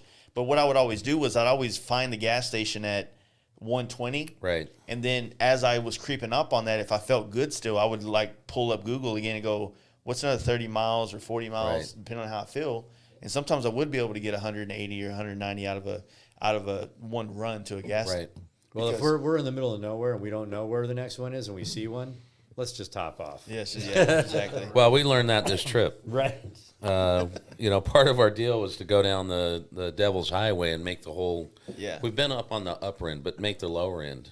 We got down into Hannigan's Meadow Lodge, and he had 20 miles left. Yeah, 30. 27 miles. You got about We had 50. 50 on ours, or 57, and we had 67 miles to go. So we couldn't. So we had 40 to. miles back, right? Yeah. So the lodge owner actually offered some gas out of her gas can. It was probably like this and a half full of water. Probably had some So dirt in we it. were going to dump that in his bike, and then, but we had to flip back around and go back up to a little town called Alpine and get the gas. How do you like when you go to those towns that don't have anything but like unleaded regular? Yeah. Right. You're like, fuck, man. Yeah. Is this gonna blow it up? We've done it one time where we put regular unleaded in our Yeah. bikes, and So it was fine. They both put it in there. I grab it, and I always check because I've driven turbo cars and stuff. I always check for 91. I go to put it in there. I'm like, you guys know you put 87, right? So we cancel it, redo it. I got the 91. They got the 87. But, you know. Usually they sell like the ones, the gas stations that have like no premium gas. Right. They sell the added the boosters and shit like Right. that in it. Which It ran good on 87 that was one fine. time. I don't think for one tank it's gonna hurt it. No. Yeah. all right, y'all keep talking. I gotta go pee and get us more beer. Jace, could you find some Montucky cold snack, 8% given to local charities, or what does it say? Local calling. Causes. Can't Yeah, we'll Oh, keep talking. I So just got So- a message from four for the road. yeah. He saw that post and he says, "Dude, I cannot wait to hear this. Some of my favorite bikers in the room together." All right. So All right, so I want to hear the story, the backstory of. I know last time it was just you two on the podcast with Jace and everything. So, Josh, how did you get tied up with these guys? Long version or short version? Whatever version you want. We got all day. So- We'll All interrupt night. you. So I started off, I don't know how long I've been riding now, but I started off on sport bikes. My barber got me into riding. We rode quite a bit, and his buddy Rob, who works for Trashin, I met him. We rode here and there. I knew him. He was a buddy, And then he eventually found out that I kind of played around with cameras and stuff. So this was probably years later. I had gotten in a pretty gnarly dirt bike injury. I wasn't driving, wasn't walking for better part of a year. And literally 2 weeks after I was walking again, I just hopped back on the bike, and a couple of days later, I get a call from Rob. Hey, my buddies, they're they ride Harleys all over the country, and they need someone to edit their YouTube video that they filmed on a phone. So I'm sitting here. I just kind of solidified some income doing side work with the camera, quit my job and everything, was having fun with it. And here I get a call saying these guys want me to edit a YouTube video from phone Yeah, footage. you're like, who the hell are these guys? So I'll let him kind of say their side of things too. But, long story short, I called them. We kind of vibed together. Everything worked out. Personalities matched and whatnot. One thing led to another, and here we are. But his side of things. Well, we do have a stop for an infomercial. Montucky Cold Snack just rolled into the house. 8% to local 8% to local causes. Sixer on the table. I don't So I know. got two more Sixers down there. So it was funny because Lance and I decided our families had always encouraged us to, share our story with people. We have been riding for quite a while together, and we were weekenders. We'd go 500 miles out and 500 miles back, leave Friday night, be back Sunday night. Yeah. And we're finding some cool spots out there. So as we decided to start this channel, and we talked about it kind of the last podcast, but we thought it was going to be kind of easy. We had these beautiful iPhones. Did you have the 12 or the 11 at the time? And I had the 10 or the 9. I had the 10 at that when we started. Yeah, and I had and so we think we're getting all this great footage, and this guy in the corner that's a part of the print shop that the T-shirts come through. Yeah. We went over and talked to him and said, "Hey, we're gonna start this stuff. We got some footage. Can you show us how to make a vlog?" Mm-hmm. And it was I think it was Apple Movie, or what was the iMovie. And so Lance and I went and sat in this office, and we were watching him do these bars and this and moving. And he's like, "This is really," and we're just going, We look at each what other the and go, hell is he "Fuck doing?" that, I'm not doing this. So we almost just dumped the channel right there. But we happened to walk over to Trashin, and Rob was there. And You were working there, right? no, No, he was never. just a friend of Rob's. I had ridden with Rob a handful of times. There's another dude that works there in the shop that I felt like it looked like him, or maybe I have my vague memory. Yeah. No. Is it not like in the front office? Like, because the time I came and did the podcast, y'all were in the other shop Yeah. on the corner, and then y'all moved into the bigger shop over there, and that's when I bought a T-shirt. You were at the shop, the big shop. I came to so when I came and I think surprised when you, you first did the podcast, they were on the couch in the first Thrashing show. You're right. Yeah, You're exactly. right. Yeah. Yes. And you talked to Lance for a while, and then you said, "Hey, wait, you and your buddy ride a lot. Tell me what's up." when we were coming out there, like I said, on that trip back there, we reached out to Lance. You know what I mean? I never followed much of the dirt bike world at all. So Yeah. I was only going to be chiming into his involvement in the Harley Davidson part of his career in motorcycling. So, but then, at the time, you guys had already kind of built a presence on your own individual Instagram pages, Right. doing your little trips and stuff like that, right? Right. And then, of course, when y'all would go to Sturgis with Lance and the fueling guys and all these different, Yeah. you had this other thing there. And then, like I said, as soon as I pulled up, you were there. We just started chopping it up, and I was like, "Yeah, dude, I follow you all the shit you're doing, and this, that, and the other." And we're Well, and that's how it all just came together, Yeah. and we're lucky. And you talk about fate. So we Yeah. we say to Rob, we don't know what the hell we're doing, and he pulls up this video and says, "Look at this one," and we're like, "Well, that's pretty cool." He said, "Well, my buddy did it, right?" And so this is how we meet Josh. And Josh, we've got let's how much call they us paying you, man? I think I should pay you too more. much. No, not enough. He's well worth every penny. But we've got 2 older guys that aren't as tech savvy as we want to be. Yeah. We have iPhone footage, and he just took mercy on us. He's like, okay, I'll help you out a little bit. Yeah, I'll do it. And, you know, to find a guy that actually rides and can film while he's riding, you know, and to have the mindset, he's fit right in from day one. And it's just been part of our team the whole time. Well, it's like, you know, he edited our first video, and we remember we set the computer on the table, and we got everyone around. Watch this, check it out. Our first one, and everyone's like, "Wow, that's great!" It was pretty cool. Yeah. You know, all iPhone. I've been following since the beginning. I remember when the drones first came along. Yeah. When the cinematic shots started coming into it, I'm like, okay, they got some money behind this. So we're filming, yeah, and we're doing the stuff and giving them footage, and we're like, "Hey, why don't you come on this trip with us?" All right, cool. Comes on a trip, and it's like, all right, well, that's kind of cool because now we have drones. You get third person. You yeah, get drone. and then it's like, okay, you're kind of going on all the trips with us, and Yeah. he, like he said, he can ride, he can rip. We have no worry. It's like he loves what he's doing. So, like, how do you find that? How are you enjoying being with these 2 old fucks all day long? You know what's funny? You're right. It's so funny. it's That's like such kicking a with my great boys. question. I mean, I don't hold back anything I would say ever. He's 23. There's certain things I wouldn't even say around my buddies I'd say around them. You know, and it's You're full bearded out, 23.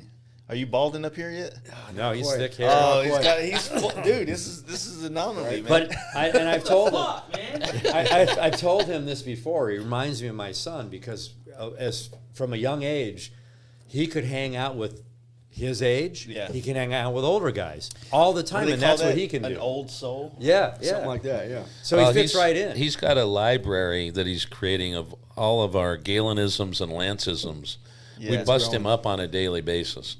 I mean, you know, he's seen us Like argue. a sock on a chicken's lip. You know, and that he's kind of stuff. he's been in the middle of arguments. Like, it's always usually just creative stuff. Let's do this route. Let's do that. And but we always get. He likes through to it. hide things behind our back. He thinks that. Yeah, right. So, They made a And gift. you know, without most telling days, me. you know, if I got the camera out, We made doing gifts and roller didn't tell him. shots, I'll get some really sick shots of him one day. Not enough of him.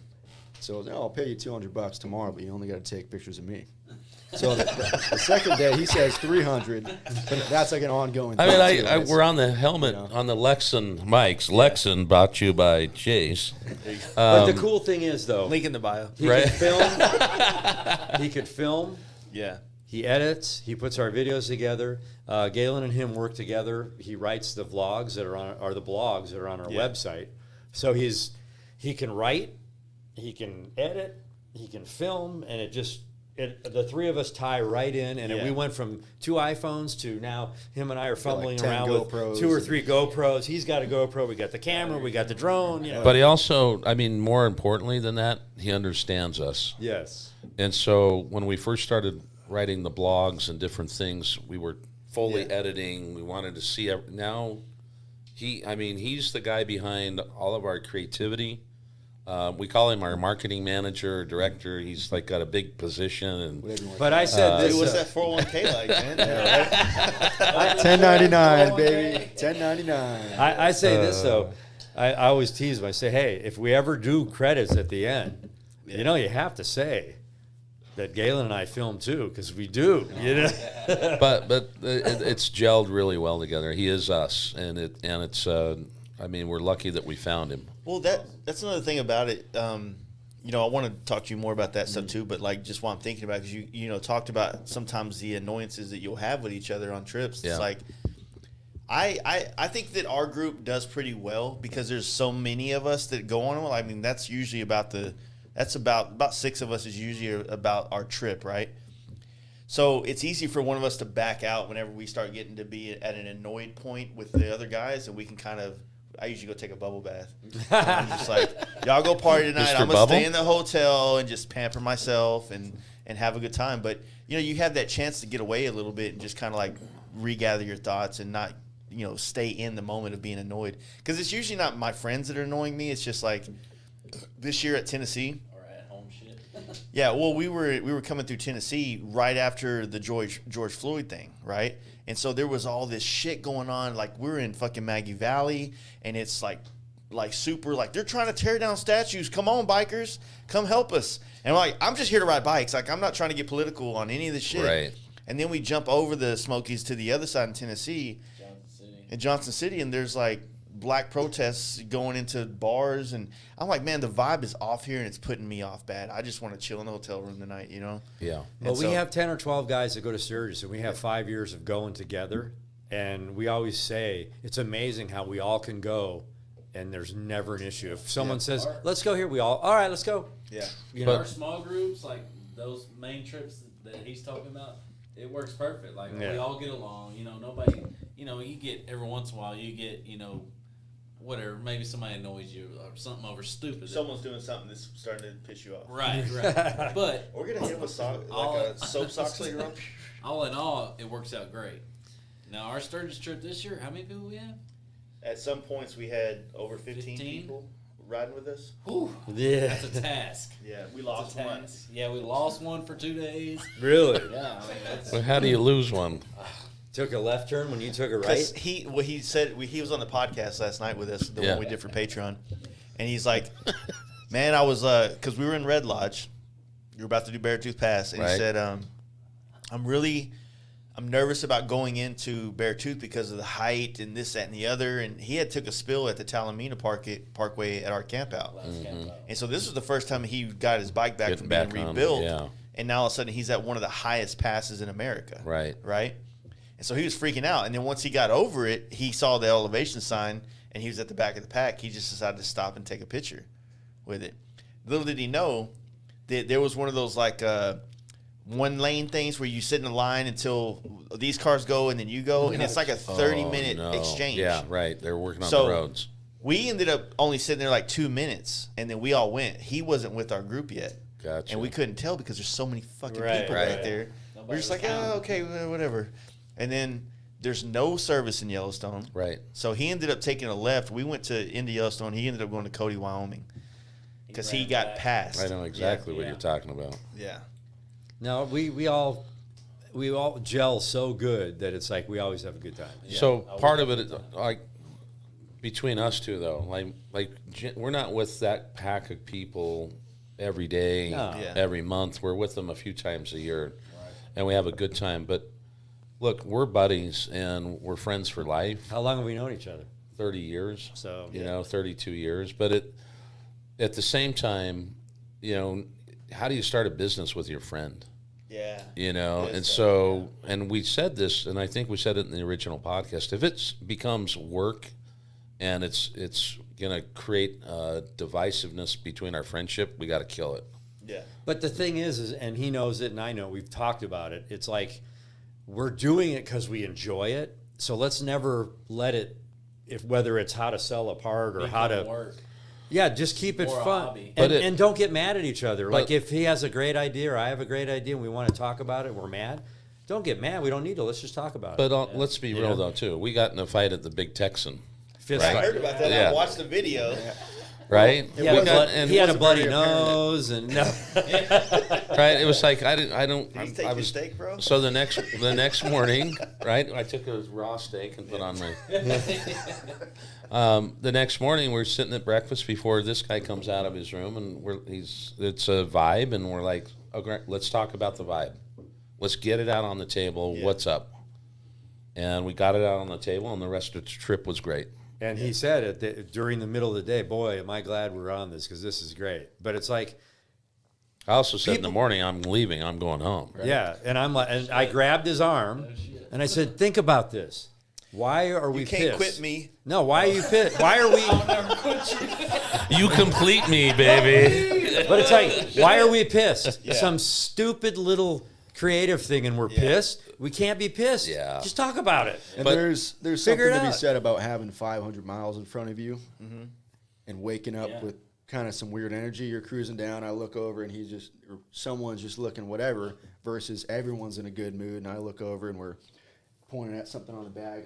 Like, what? And you look up and you're flipping, just funny shit on the road. Then every single mile's a good time. I don't care if I have to piss. I don't care if I'm almost out of gas. We're cruising till the wheels I fall got off, you and it's today. always good. You did. So do this to your friends when you're riding next time. Go like Right. this, ride up next to So them, go point point to it. at something and when on they their look bike. at their bike and look at you like, then you flip them off, and then you go point at them and go, get to the back of the line. So we were Get in the coming back. We were coming out of Carlsbad Caverns yesterday, and I just installed those hard bags, still getting used to them. I hit a speed bump pretty hard, and the bag with my nice camera, my drone, my GoPro, my mics, my hard drives with months of footage pops open. So Galen slams on the brakes, looks. I eventually find out what's up. So the whole trip after that, I've been just checking. So we're going on a windy. Yep. We're going on a windy stretch. I think it was today. Yeah. And he's pointing at me like this, and I'm like, "Fuck!" I turn around. I look, and as soon as I turn around, he just. And that it lightens the mood and makes the day easy, you know. We started at this last camp out the down south one. They were doing donations for beer, right? So it basically, like, if you got up to go get beer, you're gonna give them $5 and you're gonna bring everybody a beer back, right?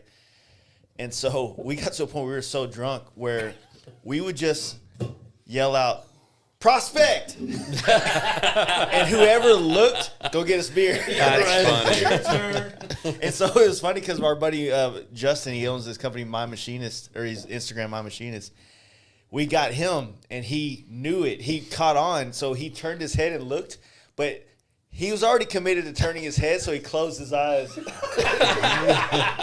And he wouldn't look at it. He's like, "I'm not looking at you. You can't get at me like that." Well, he got me with the flip off. He pointed at my shoe and did the flip, and I'm like, oh, I didn't even see that. So then I'm riding about an hour later, and I'm like, he's fucking fumbling with his phone. He's having an issue right now. It's perfect. Yeah. So I got next to him, and I'm going, and he's like, he's looking at me, and he looks back, and I go, The problem is you have to look at all those. Right. But You can't. What if you were really pointing at it? You're crying wolf, right? so we're basically screwed you're now. losing You're your like, wheel bearing, and people Yeah. are going, We'll go like this. And I'm not looking. No way. coming out. You're like, I'm not looking at that. But the trick is you got to send them to the back after. You Like gotta- you're a rookie. Get out of here. Get back. Yeah. That's funny. Actually, you may see that on this vlog that we did because you caught some of that. I did catch some of that. During that whole Wyoming deal, when Cole and Lance got a ticket, it was them two, me right behind, and then there was a big pack. So I'm sitting there, we're cruising at 100, having a great time, and I'm watching them doing that the whole time, flipping them off. They'd pass each other by a foot. I am number one, back and forth, and as we're doing that, that's when we saw a cop, and it was just. So Over. that came from they've been racing dirt bikes since they were 4 years old. Yeah. So we actually had fun watching them fuck with each other the whole ride. Yeah, I'm sure. You know, brake checking and just, Yeah. Well, it's, there's the great thing that you always do. And our first trip to Sturgis, little Lance rolls up on me and turns my ignition off. I'm like, okay, so this is how we're going to play this. That's I had a just so cousin annoying. do that. Like, I had a cousin that I ride with, and he we'll get up to a red light or something, and we'll be sitting beside each other. Yeah. And just reach up right when the light turned green, and reach over there and slap the ignition. I'm like, So we're cruising through the city. So what happened today? Yeah, you tell them. You tell them. I turned his emergency lights on. Oh, you And he didn't know what "Was the... today? Yeah, so When he was coming back, that was I when the seen cop- that, I was like, Yeah. why's he got his hat on? That's when that cop was behind us too. We're cruising, he goes for it, and I've got plenty of times with the kill switch. So I'm like, "Hi, my bike's still running, I'm good," and I still got the dash, not on the bars. Yeah. And he's yelling at me. I can't hear shit. My music is playing. Your hazards are on, man. And, I was laughing I mean, my they were ass having off. so much fun. All of a sudden, Lance and Cole would come by, and they'd be fully side saddle on their bikes. No hands, just feet on this side, riding by at 100 miles an hour, So like you guys did the Route 66 and you got that part of Texas, but now you've pretty much hung out on the butt cheeks of Texas so far, which is West Texas. How'd you feel about, other than the wind? Like, what'd you like the terrain compared to all the other shit you've ridden through? So it's really called the butt cheeks? That's what it feels like. I'm thinking like, where's Gotcha. the good part of the crotch area? No. It's 35, and so everything else behind it is just the ass. Well, like doing Route 66, we've been in a lot of different places. For me, New Mexico and some of Texas were like, eh. And then when I got into Oklahoma, it was like, ooh. And then Missouri was like, whoa, that's kind of different, And so, but I've been in places in Texas, like Austin, where there's like the big river and lake, and you swim, and there's rock thing, So I know there's stuff to see, but it's so big Yeah. and vast. It's like Bakersfield for 10 hours. Yeah. You know? Good analogy. That's a really good analogy. I mean, I Bakersfield believe we sucks. probably chose the right time of year to come. True. Yeah, You you're know, getting lucky right now. we've dealt with wind. The wind today was weird. Had a little different downforce on the helmet, which made also feel like the bike was going to wash a little differently.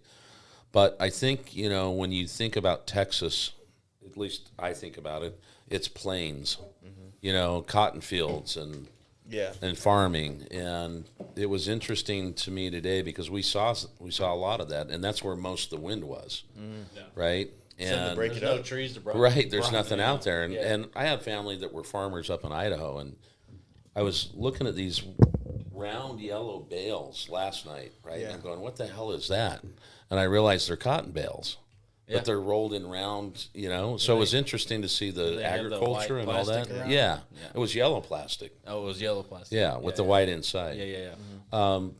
But coming through, even down into Fort Worth and Weatherford, I was thoroughly blown away that there's some topography and changes and elevation and trees. So, my listeners are going to hate me for saying this, but 35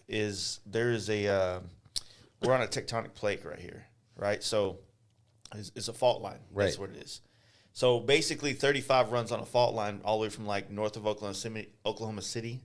These beers are starting to get a little slurring me out. Oklahoma Them City. That's my Kentucky's hometown. See me. Yeah. So Oklahoma City all the way down 35 through Austin, San Antonio is a fault line that kind of is like waves close to 35 and off of it. And that's also, like I was telling you guys earlier, the cusp of where the tall trees stop, Right. and the shorter trees into the desert begins. There, you're saying the green. Yeah. So, like when you're coming into Fort Worth, like you got like leaving Abilene, you got a little bit of hills. You get a couple of little what do you call them? Like plateaus, baby. You Right. come down on, and then like right where you're coming into Fort Worth, it looks like damn, this place got some terrain, and then it flattens out Right. like completely. And then when you hit Dallas, then you hit that escarpment again, and you're back in like there. Once you pass Dallas, it's flat as hell for a long time, right? But Dallas is higher in elevation than Fort Worth is. Well, the tectonic plate makes Yeah. sense to me It because is. you can see that there's flat plateaus and some valleys, Mm-hmm. and I was like kind of blown away that it was that way. I've been in Oklahoma a little bit, right, and that was just there's no mountains, there's hills, right. These seem like at least there was some elevation to them. Yeah, yeah. So like tomorrow when we leave and we do that ride to a local coyote, when we leave here, not even 5 miles out, we'll go down that deal back down. So the way we came Nice. in today, you don't feel it because Right. the terrain's so graded out for all the Irving, all that is so graded out because there's so many houses being built there, and they've kind of flattened out the land for the most part. We're talking about maybe 400 or 500 Right. like feet Right. Not- difference not between thousands, the top. but- yeah, Yeah, not not- thousands. not- But what the hell is that road you guys got up towards Lubbock? And what the hell was the name of that stuff that's on the way the road Oh, is? the grooved. What the hell is that highway, stuff? It was you're just in it going. But they've done it on purpose. yeah, On the actual road? on the Yes. actual asphalt. They're probably getting. Just on the right, right? No, it's through both lanes, but They actually and had a sign. saying, and motorcycle guys Grooved, like, Oh, yeah, grooved yeah. highway. Oh, and it's- they're usually probably they do getting ready that. to repave They're it. going to repave it. no, it didn't look like that. no, it was Usually they do that. Usually they really. grade it first, or like Or they put you a know, sign up that's a and then, but they're probably getting ready to repave. And it followed the lane. You know. Yeah. I mean, I thought it was maybe watershed or Oh, something. you talking about on the shoulder? No, No, on the lane. on the lanes. I'm like, what kind of free highways are these guys riding on out here? Maybe it was getting ready to. They're probably Didn't getting look ready to It construction didn't seem either. like it was. Yeah. Seemed like it was. Have you guys ever been in Sonora, California? Yeah, I've been there. Up on the 4 and those places, up in the high country, over to Reno. Oh, yeah, yeah. Reno. Reno. Isn't that great up through I there? love Reno. We stayed in Reno after that picture. Oh, cool. We rode to Reno. that So night. our buddy TPJ Brian, he lives in Reno, and he took us to the spot he smokes weed at in the mountains, the Angel Mountain, I think is what Mount it's called. Rose. Mount Rose, that's right. Mount Rose, Rosebud. Yeah, so he Yeah, he there you go. he like not even fucking 5 miles from his house, we were sitting on top of a mountain. there were people hang gliding off of it, and he's Beautiful. just packing a bowl for, smoking some weed. And I'm like, you're looking Virginia City and, Right. and all that shit, like Yeah. the whole You can valley see right there. Carson City in the distance. Yeah, Carson City, all Well, that. his first bike trip for 1,000 miles with us. He was on a Yamaha what? It was a FZ07. I think I just bought my first Harley, 86 FXR, and I was just having issues. Yeah. So I took the Yamaha. Oh, My who'd have trunk, thought? my trunk fits about right, fixer, but fixer? yeah. So My trunk has the capacity to fit about a wallet. Yeah. So I got a camera around my neck, I got a GoPro on my chest, and he's carrying all my shit. But well, we went to Virginia City. We did all that stuff, and then we got in the high country going over the pass, and it Kit started Carson. snowing and raining, Kit Carson Pass. and Is that the 88? we had to peel his. Sure.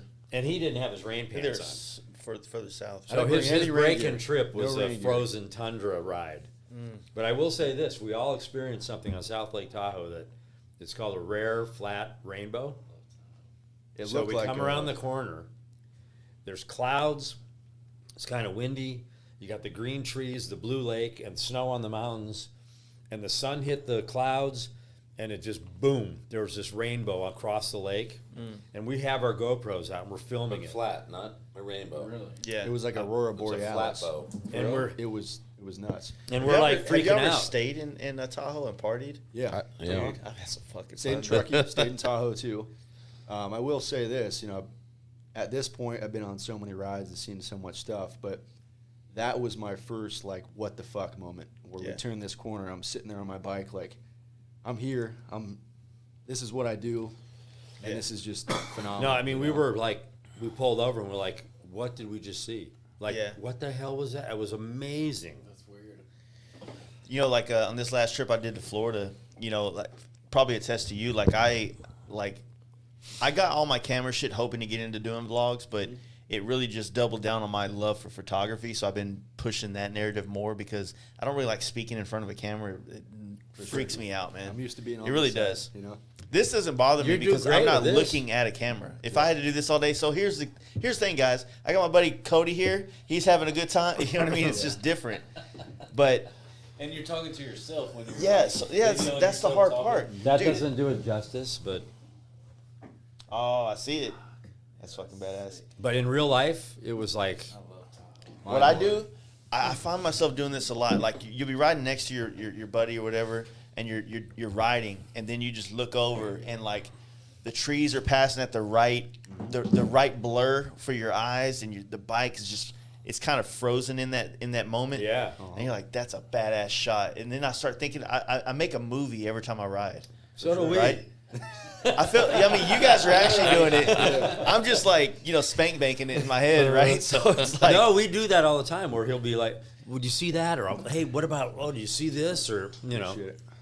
So we're seeing what you're seeing. yeah. Well, that's what I think makes like these type, like the type of riding that you do and we do. I think that's what makes like what you guys are doing, and I'm just dreaming about it.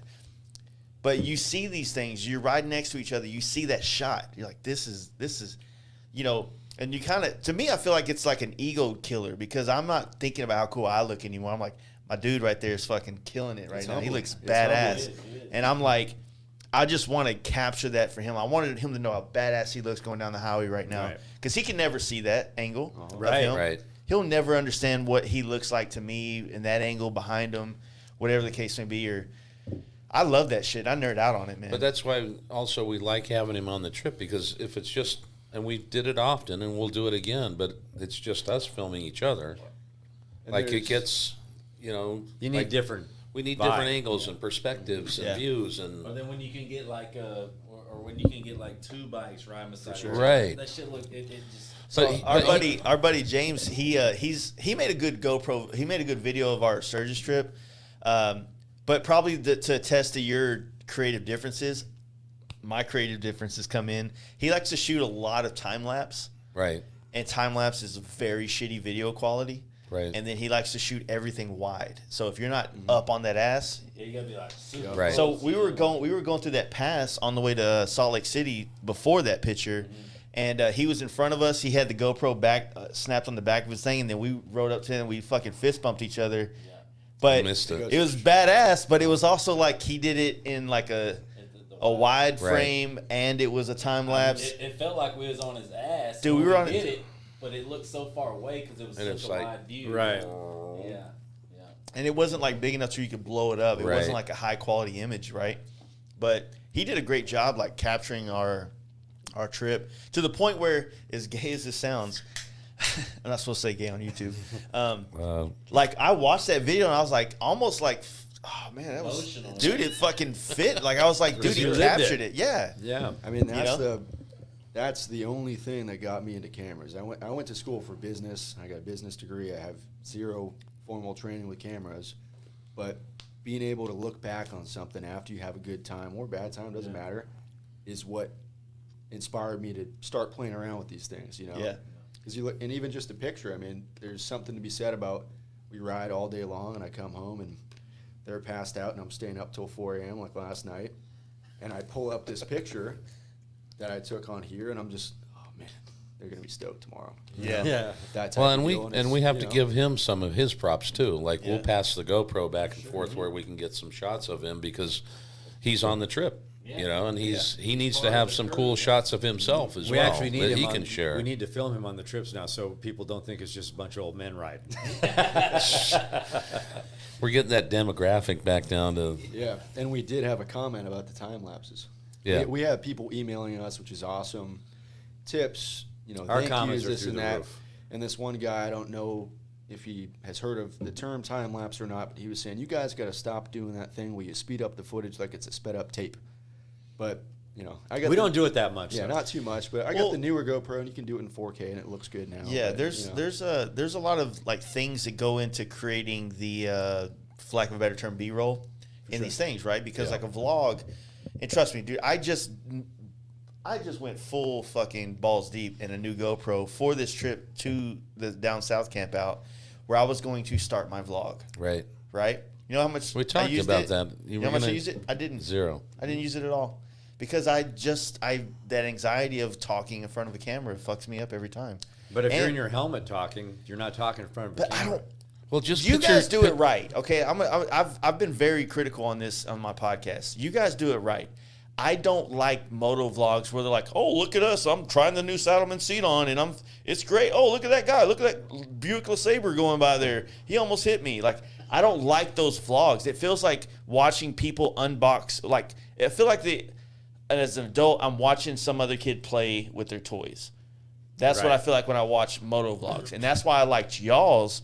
Or it sucks now. I like y'all's. I like y'all's because it has this like conversation between the two while you're riding versus like you just filling up the air with like random nonsense because you're trying to talk on a vlog about your ride to fucking Pet Boys or some shit. Right. Y'all Well, have Pet Boys out there? We're Yeah, we got we that. do. Yes, But sir. I'll tell you that's very conscious on our part Yeah. because, and not to be critical of others, but we see the vlogs and we don't have that same vibe, and we introduced speaking through the helmets in the vlogs about Later. 10 vlogs ago, 12 vlogs ago, something like that. Speaking But while riding. I was very Yeah. concerned too that we don't want to just be like riding and there's no content behind it. That you know? fills the void for me though. It was Right. really great. Like I said, I've been binging every Wednesday. It seems like you Yeah. drop, right? Yep. So on Wednesdays you drop like these last Route 66 rides, and I'm like, you know, it's just it fills it in because you have Yeah. that B-roll footage, all this great drone shots, all these good like shots of you guys all riding and stuff. But then you have context, like you're giving us a little context Right. on this town, its importance to the Route 66, Right. what happened here, blah blah blah, and then you're chiming in with your input and your bounce. Like it's just it works. Yeah, you know it what I mean? seems like it's working, and I was the first to be hypercritical of it because I didn't want to become one of those people that just I'm going down the road and there's It's no angles, there's Forward no or back. Yeah. and it's a discussion with yourself, and it's like, and there's not many vlogs out there where there's a team. Yeah. Like it's usually an individual, or there's an individual that's Well, running a it's- group. like when you come, I think that all attests to the fact of making money with Yeah. it, right? It's like I have a great group of guys that I think that if we can find a way to video the experiences that we have on the trip, Right. we would be the next Jersey Shore, dude. Right. Straight up. Right. But we feel you. But the thing is that like getting that off the ground takes an effort of 7 dudes to have the same doing what you guys are doing, us finding a way to get it made, and then we're looking at 2 or 3 years of making nothing for all this effort, and that gets hard to do amongst multiple people, right? It's easy to quit. It's so much easier to quit because you don't see the point of it. Like, Right. if your job is this all day, that's paying your bills. This is a hobby. Now your hobby's interfering with your family life, Right. your other business, because you have to keep doing it because it might be something later on. That's where it gets difficult. You know what I mean? But Well, you're spot on. I mean, we had this whole discussion, and we said, look, we're going to invest some capital in this thing, and we're going to try to do it our way and what we think is the right way. Yeah, your thing. Right. But we get comment. Go ahead. Sorry. And so as it's evolved, it's actually, we never started this off to make a ton of money. In fact, we're not making money. We're flat, basically. But we're paying for our trips. We're paying for for that's our good. videographer and our marketing guy, and so it's coming, Yeah. but it's organic. It is not bought and paid for. Like Yeah. what we do is real. We're writers that write, and we try to bring our vibe to it. And if you like it, great. If you don't, it's okay. Don't fucking watch it. But we get comments. Stop we that. get comments. Yeah. Watch everything. We get comments from around the world. Yeah. All these countries. And basically what you just said, they'll be like, I really enjoy, now I have to watch every Wednesday because I love the way you guys film and I love the way the camaraderie and you talk. And like, we get more of that. And that makes us go, wow, that's cool. Like, Inspiration for us to write. But even if we screw around, and it's like joking around and whatever, and it's part of the trip, Yeah. So I think that like our group, our dynamic, that would be our difference from like what you guys do and what we do. We do very similar shit. Right. Like, Right. we ride across the country with our buddies. Yeah. Right. Who invented that? You know what I mean? right. Apparently, we did. Godfathers.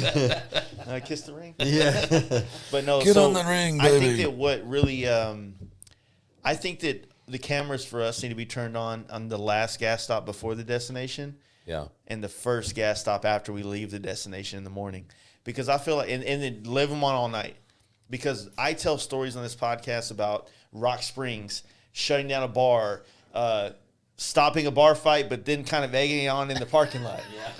Buying bottles of liquor from the So bartender. you're saying catch all the raw shit all night. I think that's the angle that we talk about so much on when we have podcasts Yeah. and we have our little things going on, that we don't portray, because the other thing that you guys could probably chime in on is like when you are at whatever, like I said, hanging out with you the next 2 nights basically, I guess, tonight and tomorrow Something night. like that, yeah.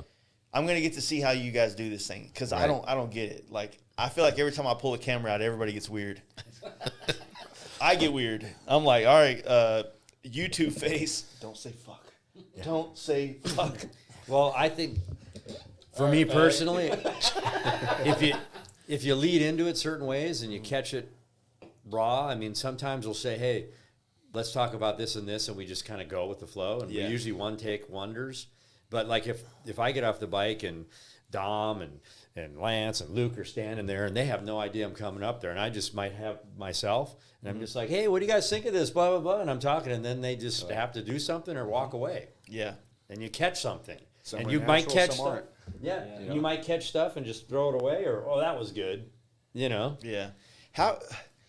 What is it like when you dump all that footage into a fucking timeline on the what are you doing, like a Premiere Pro or something like that? Pro. Do you want us to step out while he answers this question? I mean, it's so Like taking all like how many GoPros are so you we have, using? each of them have one GoPro handheld and one GoPro helmet. Okay.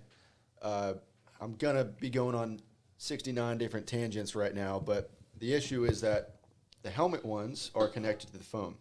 So we're traveling through different states. When you're connected to the phone, the time updates for whichever GoPro is connected to the phone.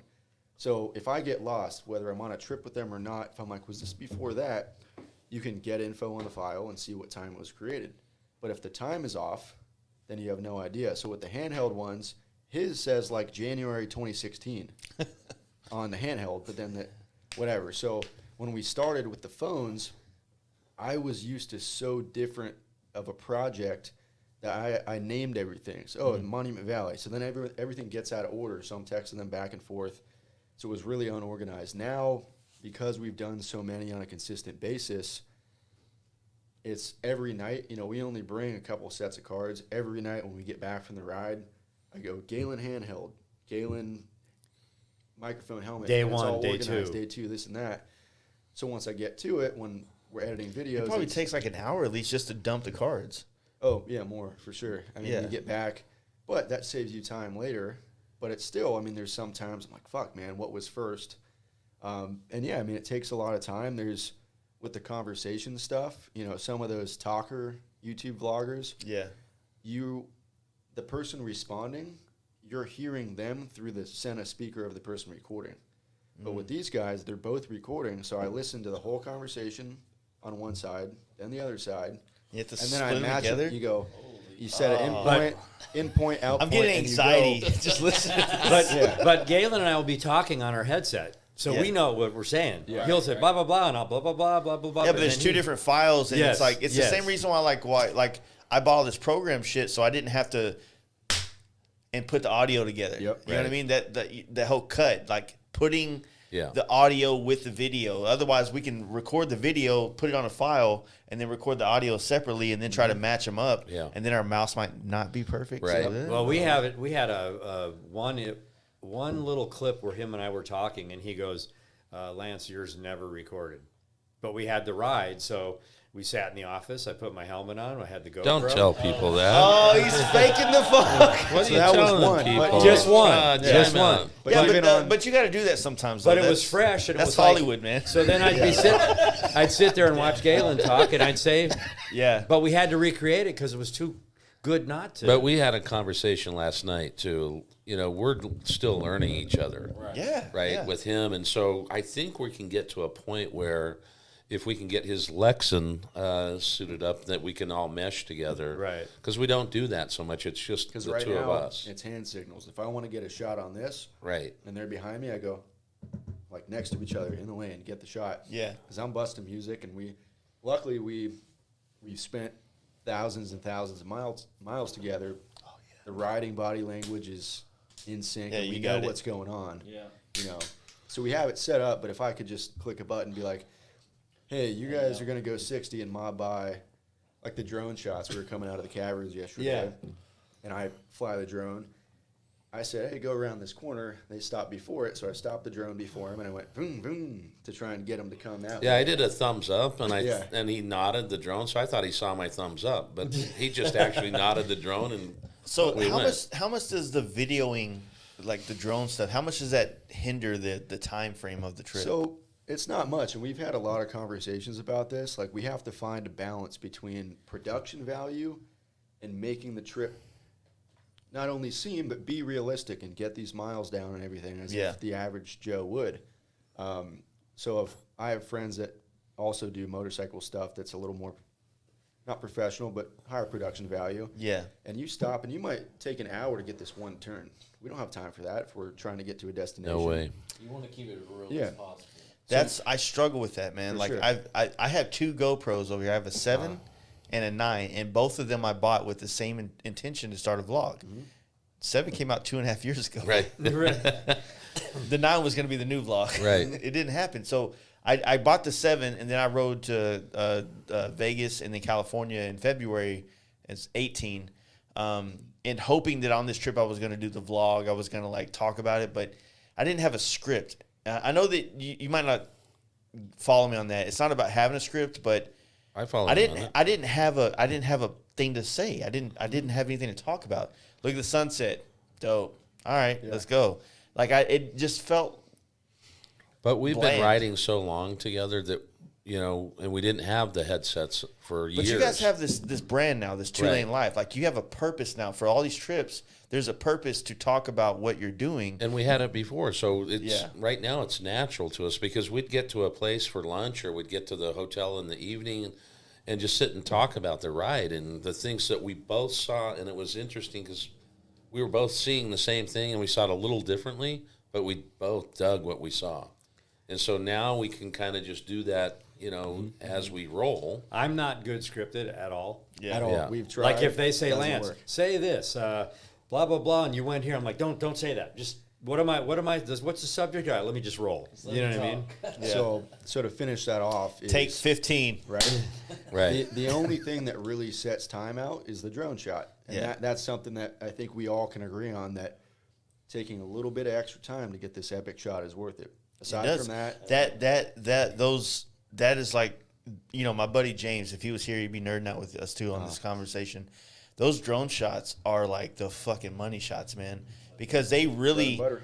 they give you a perspective that none of us have, Right. But they give you that like movie feel. Like I feel like I'm watching Brian Bosworth and Stone Cold going down the highway with a fucking vest, his abs are hanging out. I'm not gay, but that's cool.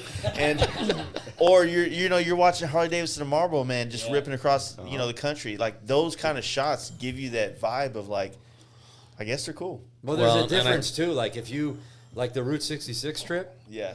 we knew each day, let's get here in Texas or here in Oklahoma, so we could stop and screw around with the drone a little more because Well, we the, knew we were going to continue on tomorrow. The drone shot at the Cadillac Ranch was dope. Like, and that was sick. When you Yeah. flew through the car. So that was the first. So I was time. trying to get you guys to stop. There, just on the other side of Amarillo, heading into Oklahoma, there's a VW ranch. we went We there. stopped We there. did. Did you It's coming stop? next- Yeah. in 2 The weeks. Bunny Ranch. Okay. Jack the Rabbit Jack Ranch Rabbit or- Ranch. Get Jack's the cars Rabbit in the same. Yeah. So yeah, it's got We stopped there. Volkswagens, but Yeah. there's that gas station that's like vacant and Yeah. the house Yeah. next to it. Yeah, They I actually took a have lot. bunnies that do performance things there. Don't ask me what, but That sounds sexual. But yeah, I here's would think here's so. something interesting. Like we left to go on this trip, Yeah, and we went. All right, we're going to go from LA to Williams. Put the cameras in the saddlebag. We're just going to ride, and have Yeah. fun, and we'll start our trip in Williams. it's the Grand yeah. But I Canyon. mean, you guys, that's kind of like your first stop. A lot of going east. You know what I Yeah. mean? Like Williams, like Or as coming a guy back. that's been I mean, listening it's- to yeah. your vlogs, Williams is a part of a lot And of we them. joke about that. Yeah. But when we go into the hotel or we go into the bar and they know us, hey Jackie, hug, like That's cool though. Yeah. I think that's badass. we're Like, known there. to have like your Cheers bar. Here's in the guy. another Here they town. come again. You know. Yeah. Well, and to full circle it, like when we first started capturing all this footage, we would just give him cards full of. It was like we're filming Shit show. everything. You Yeah, know? you have to figure out how to organize it because Well, not only organize it, like we have to be as filmers. Like you can't not What to capture a film, be moment, conscious of. but you can't just be all day long capturing nothing. yeah. Because he's got to filter through that. So as we've gotten through this over the last 8 months, now you start to get smarter and better about your filming. You always have the GoPro so that you can capture something epic. 30-second burst. But how do we now start to organize it mentally and when we do the filming so that it doesn't just overwhelm him at night? Yeah. See, that's the night. thing, man. Like I said, I've equated to all this equipment I've been buying, all these cameras, all this lighting, drones, gimbals, all this shit, as like, I always say it's the same thing as like the guy that plays golf for the first time and then invests in Gets everything. lessons, shoes, clubs, all this. Right. Like, I'm not getting better at doing videos, but You're sure collecting a lot of I'm equipment. collecting all the shit that should show that I'm a good video editor in hopes that if I ever become a good video editor, I have everything I need. You know what I mean? Well, it's Yeah. definitely work. It's easier to fucking buy things than to learn things. Yeah. I'm telling you. You know, and we go on these. We'll take our wives on a couple trips here and there, and then you get people that say it was so great to see because I could show my wife, and now she wants to go for a ride, and it's like the inspiration in different areas. Yeah. You know, it's cool. There's, the weird thing about Harley guys and I guess our age group, or I say our group, you're like fucking young as shit. You're right. Like I'm like in between y'all. But just this younger generation, right? I grew up, these Easy Riders that I have over here, I think, yeah, they're over there. I just saw dudes pick. There we go, another sixer. This saw is a dudes- Montucky moment brought to you by Cody. It's a local charity. What you got over there, Jace? So Oh, Easy Rider? What do you got? Come on now. He's looking. He's looking. that one has cover on. All right. So I went and ordered on eBay my birth month and year Oh, nice. No way. Easy Rider. So, you want to see the centerfold for that year? Yeah. She's got a bush for sure. What's cool about the old school Easy Rider things is they weren't centerfolds; they were David Mann paintings. Oh, nice. Wow. So like it feels special to have a 1982 September David Mann painting. 82. Yeah. You are Okay, young. you are a kid. Jesus. God damn. I was still in high school when you were 96. born. But 96. Yeah. Holy shit. he's 95, right? Yeah. 95. So I don't want to tell you guys when I was born. Ready? what I'll was tell the you. Cold War like? 1960. That ain't bad. So finish your Easy Rider. So, one thing I've heard a lot of times when I've gone to different biker events and I've brought like this whole camp out vibe, I hear these old leathered out dudes. So you don't know where the leather jacket stops and their leather skin starts. Stars, yeah. Starting Right. stops. You get where I'm going with that. Yes. We're following. And they always fucking salute us, going, "Thank you for keeping this camping, this roughneck shit alive," because those older dudes really look at like this newer age of biker and they're like, "Man, these guys are not. They don't know what it's like to get in the dirt and get dirty and Right. and throw a campfire up and drink beer and flash their old lady's titties and things like that." You know what I mean? And I feel like it's No, I don't know what you mean.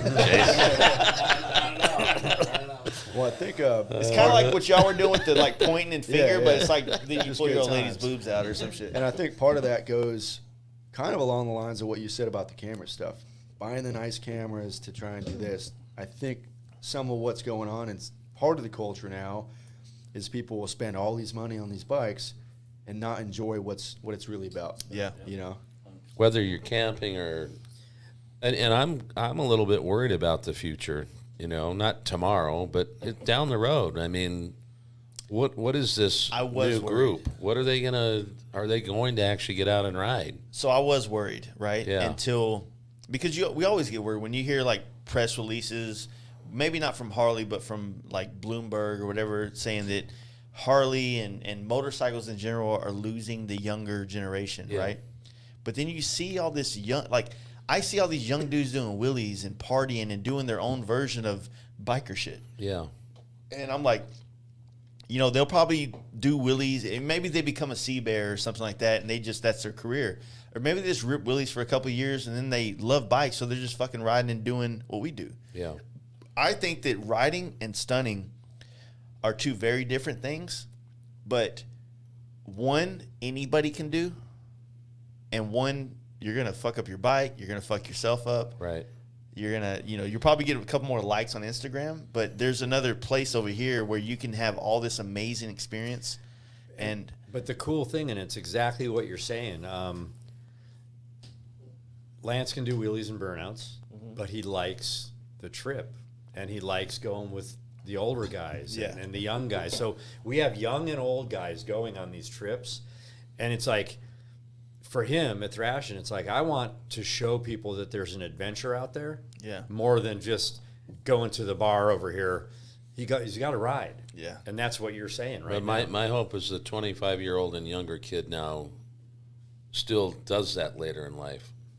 I think they will. Because there's a different game out there with the youth today, and it's an interesting game to see. Like, there's such a focus on electronics and technology, and you get out and explore and go let the wind run through It's your also hair. like a time and expectations kind of thing. Yeah. Like what's put upon people in our generation as opposed to what might have been back in the day. Right. Because a lot of, I've done plenty of trips. I've kind of put my feet in the water or whatever.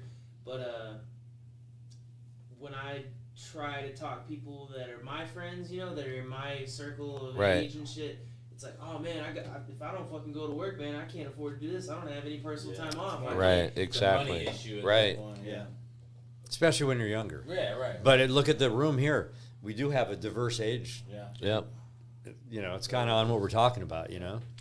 I think as long as 32.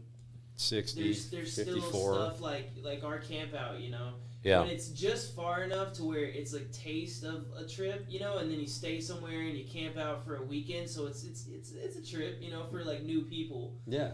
as long as there's something like that, I think that will hook people, and they will be willing to take sacrifices and take time to go do more and longer trips as they grow older or have more opportunities to do so.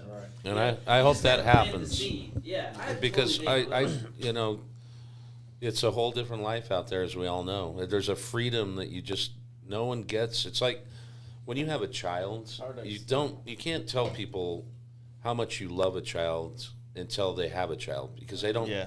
You love your wife or your spouse or your significant other, but once you have a child, it's like, wow. Last night we were, Cody and our buddy Dragon. You'll meet him one day. Yeah. He might be here. He's supposed to be here tomorrow.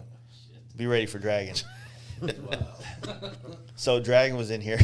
I'm so glad he's got that name there. Yeah, I love it. Jaden. You got it tattooed on his chest and Sturgis. So he's Dragon from now on. Sturgis Yeah. 2020. So we were talking about the whole kid thing, because I'm kind of selfish in the sense that, like, I had kids early, right? Yeah. I had, my daughter is 18 going on 19. She's out of school. She's doing her thing. I got a son that, he's 10. I'm 38. And I'm not with his mom, so I have that. I guess you could say it's freedom from not being there every day to have to deal with, like, that. I wish I could have been there. Don't get me wrong, but shit didn't work out. But there are a lot of guys that haven't had kids yet, like Cody and my buddy Dragon. Yeah. Who wants to have a fucking dad named Dragon, right? Right. So I feel like a lot of people are getting to the point where, like, man, like, I get out of high school and I've already got this checklist of shit I want to do in my life. Right.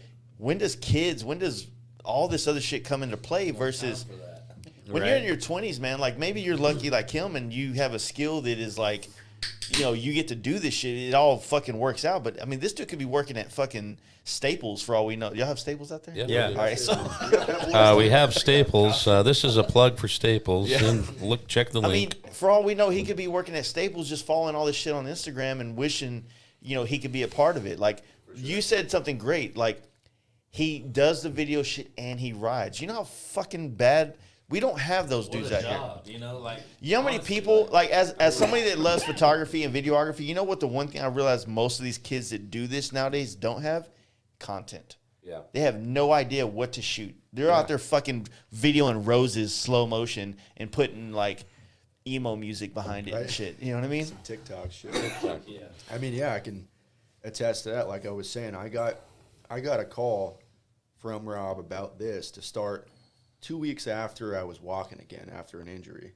And that was right before graduating, right as I was applying to jobs that I knew I didn't want to do. I didn't want to work at a desk. I didn't want to work at some internship making shit money to not even learn a valuable skill. Yeah. And building this with them, doing web stuff, doing videos, seeing how they operate on the financial side of things and all that, I'm learning 100 times more than I would doing any sort of It's like an entry-level job. apprenticeship, but you're still providing a Exactly. quality And I'm part. having, I mean, Yeah, dude. you Like, can't good beat. time. You oh can't- my God, he's riding across country. Yeah, It's like woe you is actually me. can't beat it. Well, I told him yesterday. I'm like, so last year at this time there was no COVID. You were in class in college. Could you imagine being in Hobbs, New Mexico? Right. And he's like, no. Hobbs, yeah. Like, I was riding I don't around a wanna be in fucking Hobbs, New e-scooter. They had a cool sign. Their sign was cool. yeah, the sign was cool. All you had to do was, like, take a right a couple miles before that. You would have hit 20 a lot earlier, and you'd have been. We were told not to take 20. Yeah, don't listen to You them. were told. nerds. Yep. I have a small bladder. Oh my. As he sits in front of three Oh, tall one- boys in a pickle beer. 2 pickles. Let's give another plug out to that's nicotine gum. I don't think you want that. that. Out to Best Made Sour Pickle Beer. It's That's a liquid local one pickle here in Fort again. Worth. It's a real good. You can see that at twolanelife.com for all your start selling needs. 6-packs of Montuckies and pickle beer. Montucky's. We do have some incredible bundles up. You want to talk about those, Lance? Let's stay away from the shameless plugs. Well, we're on commercial time. Montucky has great bundles. But I will say, this is a very solid setup. We got the cameras going. We got our, I don't know who watches Rogan, but we got our young Jamie over here. Young Jesse. Young Jesse. There how we old go. are you? 25. So you guys are close. Yeah. Yeah. Close. But it's cool to see, and seeing all the places that common interests can take you are really rad. Yeah, you know, 100%. we're It's riding so weird. We through- ride so much that, like a lot of our local Southern California, like, hey, let's just go to Neptune's Net. You know, it's like Right. 45 minutes away. Right. When people say that, I'm like, Yeah. I don't need Right. to. I don't get the interest in riding local no more neither. Yeah, I gotta Well, go. And we talk about it all the time. Like, dude, I don't want to ride the bar tonight. I want to ride to California I mean, or North Carolina. we've or, done- or, yeah. something crazy. You know. We've done one day 300-mile loops and through up the San Joaquin through the Sierra Nevada in the snow, redwood trees, and back home. Yeah. You know, You know, talking about this whole motorcycle scene and that, we actually did a podcast with the Four for the Road. Yeah. And I didn't realize the extent that they're going to on the MC side, and it was interesting to have a conversation with them, saying that we were a bit of an inspiration to them. Oh, punk rock, yeah. look You what he know, said. yeah, Yeah. and to hear kind of the process, like you were saying earlier, the check-in and and the protocol that you have to go through, which we totally respect, by the way. Yeah. You know, but for them to come out and say, hey, we're looking at your vibe and what you guys are doing, and you'll just take off and go. And we can't do that. And, and So That was big when they said that, though. When they said that, I that was, was like, amazing. wow, they're envious. So We can go. You said that? No. No, those dudes. So good friends, great guys. I love their podcast. I actually listen to that quite a bit. There's a lot of history you can find in club history. They, those dudes put together a good show, with like content about the club world. Now, I was never a 1%er when I did my bike club days. But as an MC, which is below that, you start to understand what the 1% clubs have to deal with, and a lot of MC clubs have to deal with traveling. Right. And it gets to the point where it's like, I don't know. Like, I don't want to downgrade clubs. You know what I mean? But, like, I told those dudes, I would love to have you guys on our podcast, but I want them here, and I want to debate. Right. I want to debate, like, are clubs relevant anymore? Right. I feel like they are. Like, I love the history. I love what they represent, but I don't know if it fits anymore. Right. Like you're literally hindering people from enjoying motorcycling based on like beef that was started in the 80s by people who are probably not in the club anymore. Right. And when I was in the club, like there's parts of the club world that I loved and I saw why that fit. You know what I mean? Like when I was single, it was great. I got laid a lot.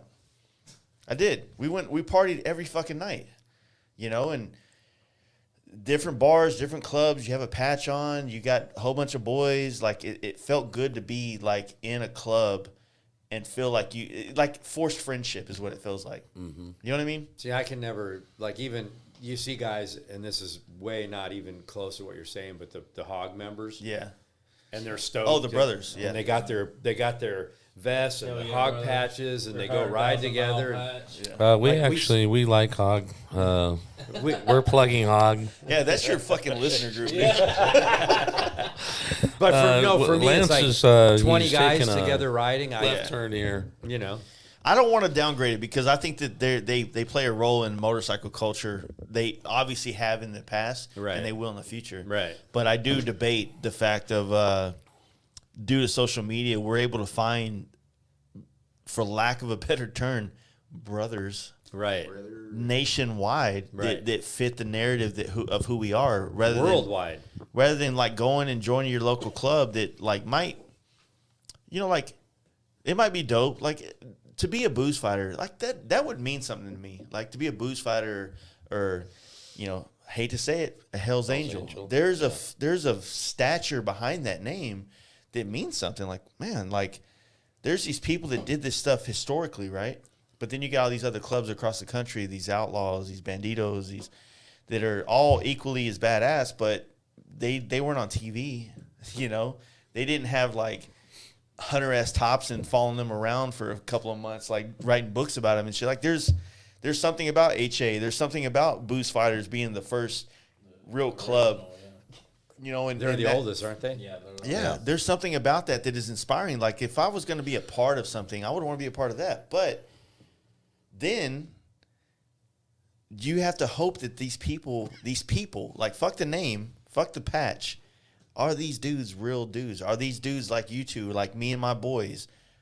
And that's what I've, in my club, that's when my club was my opening to, my eye opener to finding the friends that I have now. I love those guys I was in a club with, but that word brother started getting thrown around so quickly.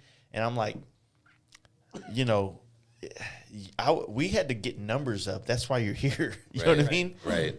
As opposed to, like, we vet people in our fucking friend circle to the point where they're like, That's so hard. so hard. So did we make the cut? No, Come absolutely on, not. now. Yeah, no, we're just here to. You're not in the group chat yet. Need some money or something? Yeah, you make the group chat. You're doing We're something. Yeah. Can you we hook have us we up, have Cody? a group Cody, chat that's like a Cody, fucking hook us MC, up. man. But what it is like when you're not running a business, right? A club is a business. It is. You're promoting. You're trying to get people to join. Solid people. That's everybody. What they want is solid members. But when it's just us and it's three of us, Yeah. and we bring another dude, it's like, man, you met him. He's fucking solid. He rides. He's down to us. He's got the financial means to go on the trips that we go to. He's got vacation time. That's a thing that we have to vet our friends with. That's I don't know, man. Let's see how he does tonight. Can he drink? Give him one more shot. Yeah. Can he drink? Can he hang? Is he gonna body slam somebody? Yeah. Right. So Yeah. you end up finding these guys that, like, literally, like, they're not joining a name, a patch. They're joining dudes that are doing real shit. And they're doing it because we want to do it, not because we're trying to sell something. Yeah. Right. You know what I mean? Well, and for us, our club is really the two of us, and now we've added a third. And occasionally we'll have There was 12 or two. 15 guys. That's you it. came up- It's like Wolfpack. it's. Is this a wolf And by the way, this Wolfman Jack coming at you live. But that's Oh, our you got club. a strip club announcer voice? I didn't even know that. But that's our club because we just love to get out and go. Yeah. You know, But we have and- the young guns that love But I'm riding. saying Yeah. we do that. But the 90% of our ride is us. Like we did the Mammoth trip. I don't know if you saw that vlog. And it was all the young guys. They brought some skateboards. They, That's cool. Yeah. went up to Mammoth, and we all had fun. But I just raised that because it was kind of interesting to hear them say, like, and we went through that, just our ability to kind of just go out and go. Yeah. And to me, conceptually, I don't understand that some ways. And that's if I why wanted to that's go, why I I wanted to wanna have go. those guys on to Yeah. debate it, because I know that what they do, I don't mean to belittle the club concept, right? Because I have massive respect for the Four for the Road dudes, and then just the clubs that I know here in Dallas, the people I know in California. I have massive respect for that. Yeah. Because it's a different lifestyle that has its cool parts, but it Yeah. also has its drawbacks, if you will. You know what I mean? Well, and we have the respect as well. I mean, Yeah. it's we've never. They ask us if we ever had issues, and we've never had issues. It's the same thing with us. Like like what? No, we actually. So at this campground this last weekend, we were in Florida. There was a club there. I think they were Outlaws, or they were a subsidiary of the Outlaws Club, like a support club for Outlaws, right? And it was funny because the guys that I was with, one of the dudes was this dude named Big Trouble. He has a CVO performance bagger, one of the nicest in America. Arguably, maybe the first CVO performance bagger in America. Really? He wants that title. I'm trying to give it to him. He's a solid dude, but he's a bail bonds dude. He's 6'7", looks like you fucking like, I don't know. He's just strong as shit, right? I shouldn't depict men that way. It being seems gay. he's strong as This shit. has been yeah. kind of a little bit of a play on this tonight. Play on Play on- strokes, right? All right, you want to jerk Lance him off Brooks. now? No, he's a solid dude. And we were in there having a good time, but our group was so fucking, like, we don't have cuts on. We don't even fucking wear vests. Right. You know what I mean? So we're all in there having a good ass time, and like there's no care in the world. We're fucking owning the bar, owning the party, because we're just there living it up. And our little group of friends that started doing this camp out shit across Yeah. America. And these dudes walked in and like tried to check us. Who are you guys with? What is that? Because the thing is, our buddy Craig did a T-shirt that said "Down South Camp Out." So they saw our T-shirts and thought that was some kind of club affiliation thing. And just out of the principle, I wanted to fight these dudes. Why are you checking me on a T-shirt, motherfucker? Right. You know how this works. Right. I don't have a rocker. I don't even have anything on the back of my shirt. Right. You checking us? They checked us because we were having a fun time, and they had to come here to police people. Right. When you get in those clubs, especially the 1% clubs, you take on a role of policing other men. This is fun. Motorcycling is fun. Right. If you're going to come to the bar to check other men and their fun level because maybe they're having a good time, but I don't like that logo on their shirt. I need to go find out what that's about. Right. Loosen up, motherfucker. Well, that's just like us. Have when a we beer. We go on a trip and we all walk in somewhere. We all got Trashin or Yeah. 2-lane So, lights. yeah. And people are like, "Who are What is these that? dudes?" You know, who are you with? Same thing. There was some old lady there so this campground, like I said, was pretty rough. Can There we was- cut the podcast here while I take a break, or No, you're You gotta good. go that skull cap. I'd say Skull cap, Valerie. I'd say the Same- biggest moment same for me brothers. though with the Four for the Road podcast was when they did say, "We envy you guys because you can just go. We can't." Are they? I don't know those guys. Are they younger? Crane? They're kind of mixed. They Yeah. older, younger. What I would say to them is, and one thing that I think is hindering the motorcycle club culture is this complete devotion to tradition, which I do appreciate, but without looking at the future and how you can reshape what you have to fit the future, Right. you're going to find yourself in a very, very. It's like, for a lack of a better term, an analogy with me and my camera buddy over here, because I finally have one in here. It's like being the dude that doesn't want to switch to digital cameras, right? Everybody's doing it. Nobody sells film anymore. You're just making your shit harder. If you really have something that's amazing, you have to make it fit the narrative. Like Right. our country's not big anymore. Like it felt like it was in Route 66 days, Right. right? That was a month-long trip to go across country, Right. basically. Now it's we're 2 days, we're on Right. coast to coast, A right? couple days, and the world gets to experience through cameras. And Yeah. Exactly. sharing So stuff. our world is a lot smaller now, and you have to maybe not lose all the values that make a motorcycle club what it is, because I think a lot of those things are what makes it amazing. But this whole like fighting over territory and Right. drugs, like, you really selling drugs, dude? Like, nobody sells drugs anymore, Right. dude. This shit's legal almost everywhere. You know what I mean? Maybe in Oregon. Huh? Who am I peeing in front of down there? Oh, that's Trent. I've noticed that a couple times. What kind of vibe you putting off You got a here? creeper watching you. Yeah. I got a creeper on Hey, me. creeper Trent's cool. always creeping, bro. He's a professional creeper. Yeah. He's got like 3,000 followers because he becomes memes. He was supposed to be on that trip with us, but 100 miles outside So of Amarillo. just outside of Amarillo, he. Bike You broke down? No, it okay. didn't break down. His pulley came off on his. He has sport bike. backed out. Oh wow. Yeah. Ooh. Solid dude though. He Yeah. was supposed to be on that trip. Solid dude, not a solid Yeah, I boy. just had a full-on conversation with him. I didn't know his name, but I'm like, "Hey, dude, how you doing?" I'm like, "Yeah, you watching me? Okay, let's do this." That's So a that- live stream on its own. It took me 5 minutes to get started. Yeah, you had to ask permission to Right. finish. Am I allowed to be done here? Right. So Somehow no. I knew his name was Trent. So I took that picture. He was actually at our camp out this year. Like, usually at our camp out, one part of the day, monsoon comes through and it's Right. over, and it just makes it super humid for the rest of the day. Uh, And so he had this rain suit on. He was like, he wears these goggles, looks like David Koresh, right? And he just tries to be creepy looking. And I was like walking around my camera, I caught it, and it was that he. Is that what's down there? Better story about that. Though that picture, Took to Sturgis. we took that to Sturgis because he couldn't make Sturgis because he had an accident on his bike. So he broke his missed bike. that trip last year because the pulley came loose, the bolts. And this year he had a wreck 2 weeks before Sturgis. Yeah, So you missed you brought the picture this year? We took it, Yeah, and they it were was- taking it all around and like When we getting were like in, old lady One Eye tits. Jack, she brought it in. Yeah. That's classic. I saw that. That's funny. That's how I knew him. Jeez. You knew him. Yeah. I knew I seen that face. I'm like, did I Right. sleep with him? No. But that's the thing is like we tried to. That's friendship, man. Right. That's what that shit is. It's like we all felt it that he couldn't be there. You know what I Right. mean? And we, our buddy Kyle Jive Ass Honky, we talked about him earlier, Mullet Yep. King. Okay. He decided to print these things out. He brought 2 of them. One got destroyed. Some of those chicks have fucking bangers for boobs, and they tear up everything. Right.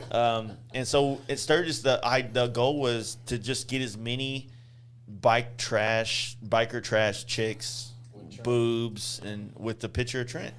I like And that. he was stuck at home with fucking rods in his leg, and he was just getting this constant stories and feed. Like, that's cool, man. Yeah. If that was me, I would be so. I would probably like maybe cry a little bit. You know what I mean? That's People are thinking about you when they're having Yeah. fun, you know? yeah. Well, that's brotherhood, and that comes back to the point Brotherhood, behind- yeah. We can call each other brothers. behind all this, Brother? and behind making shit genuine and not throwing around that term like it might be thrown around in Right. other scenarios, like Exactly. you were saying. Yeah. It's like keeping things genuine, making it enjoyable, and not setting limits on certain things, whether it be where you can go or whatever it may be. So you live West Texas, East Texas. East Texas, I live and 2 you're hours like east 2 of hours east. It's almost like you keep saying west I know, I don't versus know east. why. Is like you were trying to figure out how to say Amarillo. I know, right? It wouldn't So he has watched all just the wouldn't videos. come off the tongue right. It's just I-20 east. Yeah. So are you going home tonight? No, well, he's on a ride with us. all the Oh, time. duh. Yeah. Right. Yeah. Yeah. So you're the rest of I'm the an crew. hour How from- far are you guys? So away half from the me? crew is from East Texas, and the other half is from Yeah. Dallas. So how'd you all hook up? Just I came to a camp out. is that how? Yeah. Good. So how big is the camp out now? How many people do you have? It's kind of like what we said about tomorrow with this ride that we're gonna do. If it's 5, I'm dope. I'm Right. cool with that. If it's 500, cool. Yeah. You know that Last year the camp out was what, 200? it was about 200 people, and we were only expecting about 100. But with COVID, there was a big jump of people that just wanted to get the fuck out of the house Right. and feel normal. You know what I mean? And that camp out was a great place. This year, if we did 200, if we did another 200 this year, I expect that at least, but maybe more. Do you have to organize the whole thing? I was going to So say, this- how do you organize This that? is the thing about it. We were talking about it last night again. The camp out. And the campsite. Show up or don't. The camp out is. I don't make any money. None of us make money on it. So I'm not working there. right. You're camping. I'm posting. But you like when- to take pictures. Though. Having a good I do. time. I That's like your doing deal. that because the photography thing is. It feels good to give somebody. Like I've said this many times on the podcast, but like it's very expensive to get a paint job, a helmet from me. But I have a lot of people that I admire that are good friends. That are people that I think are dope, and it's like maybe a photograph of them in some form or The fashion environment that isn't they're in, much yeah. to give them. But to me, it's like, look, bro, like I caught you candid in situation, or I got your bike. It's just maybe it's a half-ass way of me giving people something for free, I don't even think though Giving them it's- something money can't buy. yeah. That's If not you pay for a half-ass. photo shoot, you know that photographer's there to catch something. I mean, Whatever, believe me, if there's a someone guy can on get a Mulholland, photo- Mulholland Drive that's Yeah, taking yeah. photos all day long and Yeah. and 20 charging bucks each? people. Yeah. Yeah. You know, So I showed up.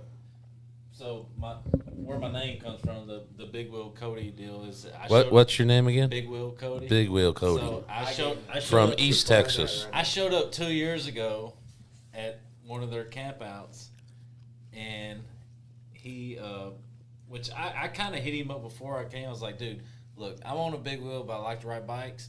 You know, he's like, fuck it, just come. I showed up.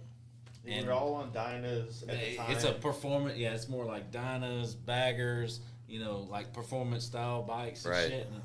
And I showed up, and shit, here we are 2 years later, and like fucking So- damn good friends. That's you know? pretty and we, cool. And we done. Yeah. So it's through the traveled- camp out. We've done traveled every time zone together, been all across the country together. You know, since then in the last 2 years. You know, Yeah. so I just showed up. And that's on- kind of I one of showed the up things on a that, limb, you know, like I think it's amazing that you guys have been friends for 30 years. Because I look at the guys that I was friends with 10 years ago, my bike club, for instance, and I wouldn't say I'm not friends with them anymore, but we're just so far out of like Right. separated that Different it's time zones. different time zones is a good analogy. Yeah, man. And so it's like, but I think for my generation or like this like 40 and down crowd, this whole traveling on a bike just became something that that fit the narrative for us in the last couple of years, because I don't think it was on the docket for a lot of people. When you ask a dude that just turned 30, they're probably getting into a better financial situation in their life, maybe looking at a newer car, a better house, things like that. They're not looking at taking off 2 weeks a month Right. to go ride bikes with buddies. dudes, Yeah. women not allowed. You know what I mean? Right. Kind of vibes. It's a weird dynamic, but the other thing is I found so many dudes are looking for this type of friendship because those friendships they had through high school, maybe college, maybe their early adulthood, never really went anywhere because it was full of dudes figuring their shit out and they Right. didn't know where the fuck they were. Well, what do they call that when you get older, you've been married for a while, and you have those Midlife Dementia. crisis. no the 7 year like the 7 year itch, Yeah. Midlife crisis. midlife Yeah. crisis, and it's Yeah. like when I hear people say that, it's like no, it's everything you just said: girls, wife, kids, life, building, trying to pay for the house. Then you get done with that. I had kids young, so my kids hang out with me now. But I can do what I want Yeah. now, right? Yeah. You can leave and Also- go have fun. Also, to follow that is like what you say about the bucket list. You don't need a bucket list if you live your life as you want to live it. Absolutely, and I always you know? say that. I have zero bucket list because I'm not going to check anything off because I'm living it every day. Yeah. If I die today, I'm happy. Right. We say a lot of times, to each other, it's easy to stay friends with the people that you grew up with in your hometown where it's convenient to see each other, right? Yeah. Right. Like anytime I want to see these guys and my buddies in Dallas, I got to drive 2 hours. I mean, Right. It's not convenient. Well, he grew up in Utah. Yeah. We didn't grow up in the young life together, but our Right. wives worked together. Okay. And that's how we'd see each other at parties. Right. We'd drink. We'd have fun. This is great. We'd have a blast. We should get together. We kind of would, and then we wouldn't. Then time would go by. Yeah. Another party. We'd have fun. We got Harleys. Didn't know it. We each got them. Yeah. And it's like we're at a You got party. Harley too? Yeah. Did we just become best friends? Yes. And ever since we rode once with our wives to karate in the breakfast, garage? and then another month or so went by, and then we went on a ride, and it was on. From that point on, it was just every weekend. But I think there's people in your life that, and there's not a lot of them generally, but people that even if you're apart for a number of years, it's still like you're friends or you have each other's back or there's. Let me and- ask you and- this. yeah. This is maybe you can test to this, but you know how in some relationships, I don't know if you guys have been like lifelong married to your high school sweethearts or not, but you know how like in some relationships with women, you might stay with them because you've the relationship sucks, it's over, but you've got history now. Like Right. you've done so much. I think that same rule applies to friends. Yeah. You know what I mean? It's not that you need to break up with your friends, but maybe at some point you just realize that you guys don't have anything in common anymore. Right. And you just need to leave it to the reunions. Absolutely. Well, to here be I'm friends. going to give you one of my quotes. You've heard it Yeah. plenty of times, but I always tell this to people, and I've kind of lived my married life this way. So anyone that's getting married, I tell them this. Don't do it. You have you have to become one, but you need to stay two. Yeah. You got to have your own lives. You got to I like do your that. stuff. Yeah, I like that. And then you're happy to be with each other. Well, something me and my brother have always talked about is the fact that, like, a lot of people mistaken relationships as in, like, I'm going to get with this chick or I'm going to get with this guy, and that's going to make me happy. Right? If you're But not really, happy yourself, you ain't gonna. yeah, you're never going to. Exactly. But I think in marriage, I mean, you get married and it's great and grand, and then you have kids, and the kids end up taking a little bit of energy out of the marriage. Yeah. Right? Because you got to be focused on them. And so you That's a good dad. I'm become not a good less dad. focused on each other. Dude, I got a fucking bike ride later on. Fuck off with your soccer match. But But it's no diapers. I need new tires. but it becomes taxing on the relationship, and Yeah. and it's interesting because as our kids got out of the house, the Harley actually brought us back together. Not that we were apart, but the energy came back in. Like, let's just jump on the Harley and go somewhere, and then we ended up, figuring out that these guys have a bike. Well, let's go together. Let's We've had So- some great trips with their wives. You know. But they are married 36 years. Yeah. So you were 23 and Laura was 19. 19. Woo! I mean, you know, and I got married. I was 24 and my wife was 26. Yeah. 25 and 27, I think it was. So But I got 3 weeks to get married, apparently. Right. But That's impressive. but if you look at it this way, Yeah. we can say, hey, Laura and Teresa, we're gonna go. We're gonna be in Texas. We're gonna go. Yeah. All right, you guys be safe. Have a good time.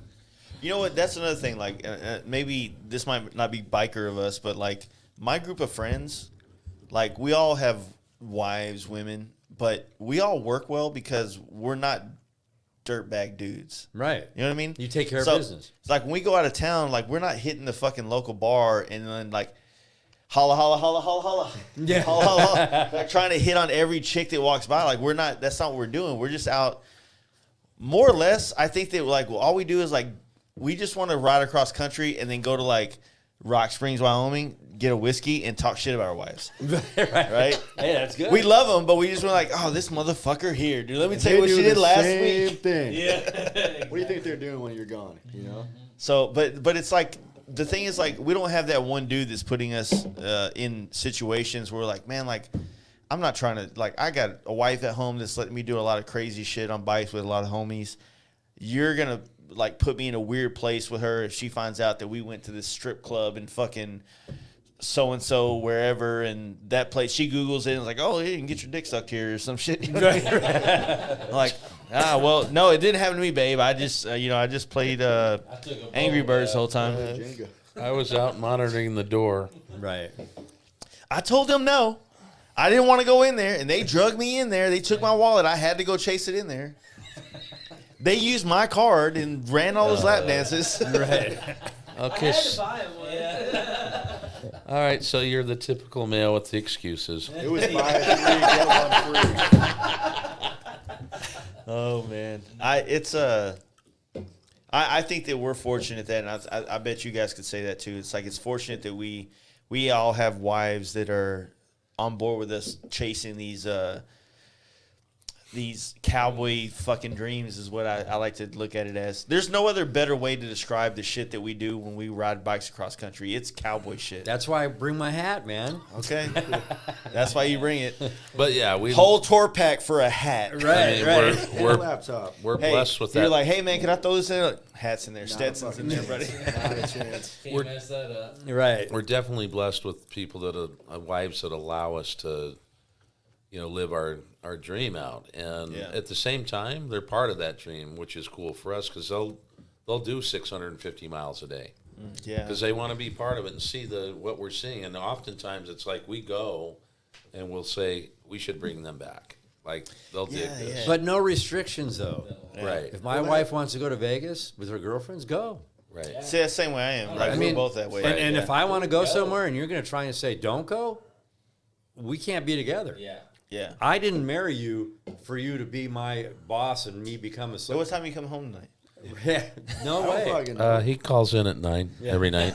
But seriously, the one you can't stay together if you're gonna bird dog each other and give each other shit. That's not why you get to fucking Right. together. You get Yeah. together because you like each other, not And to. that, Or you might love each other. yeah, and that comes back Right, around well, to yeah. like comes back around and living a genuine life. When you live a genuine life, you attract genuine people, and you're allowed to do your own thing. Right. Well, you respect each life other. is hard enough as it is. So if you can kind of just kiss Find it, someone to keep make it it easy. simple, and, Right. And if there's a value set that you have some commonality with, it just makes it a hell of a lot easier. I mean, I've heard guys say, "My wife lets me go," and I go, "What? What does that mean? First Lets off, you?" Get your balls out of her purse. Right. All right. Right. And grow up. And it's funny because we joke about it. He'd go, and this is a great thing. Like, yeah, I'm gonna go. Did you tell Teresa you're going? He goes, well, I don't have to because even if she wasn't into it, she knows I'm going anyway. You know what I mean? I love that. But 'Cause that's That's fair, not though. true, honey. Like when you're in a Teresa, that's not exactly. no, what it that's says. not how it goes. man. I get your blessing. You you, always babe. get the blessing, but she knows you're gonna go on anyway. paper you need a blessing. Like We see you winking over here. Yeah.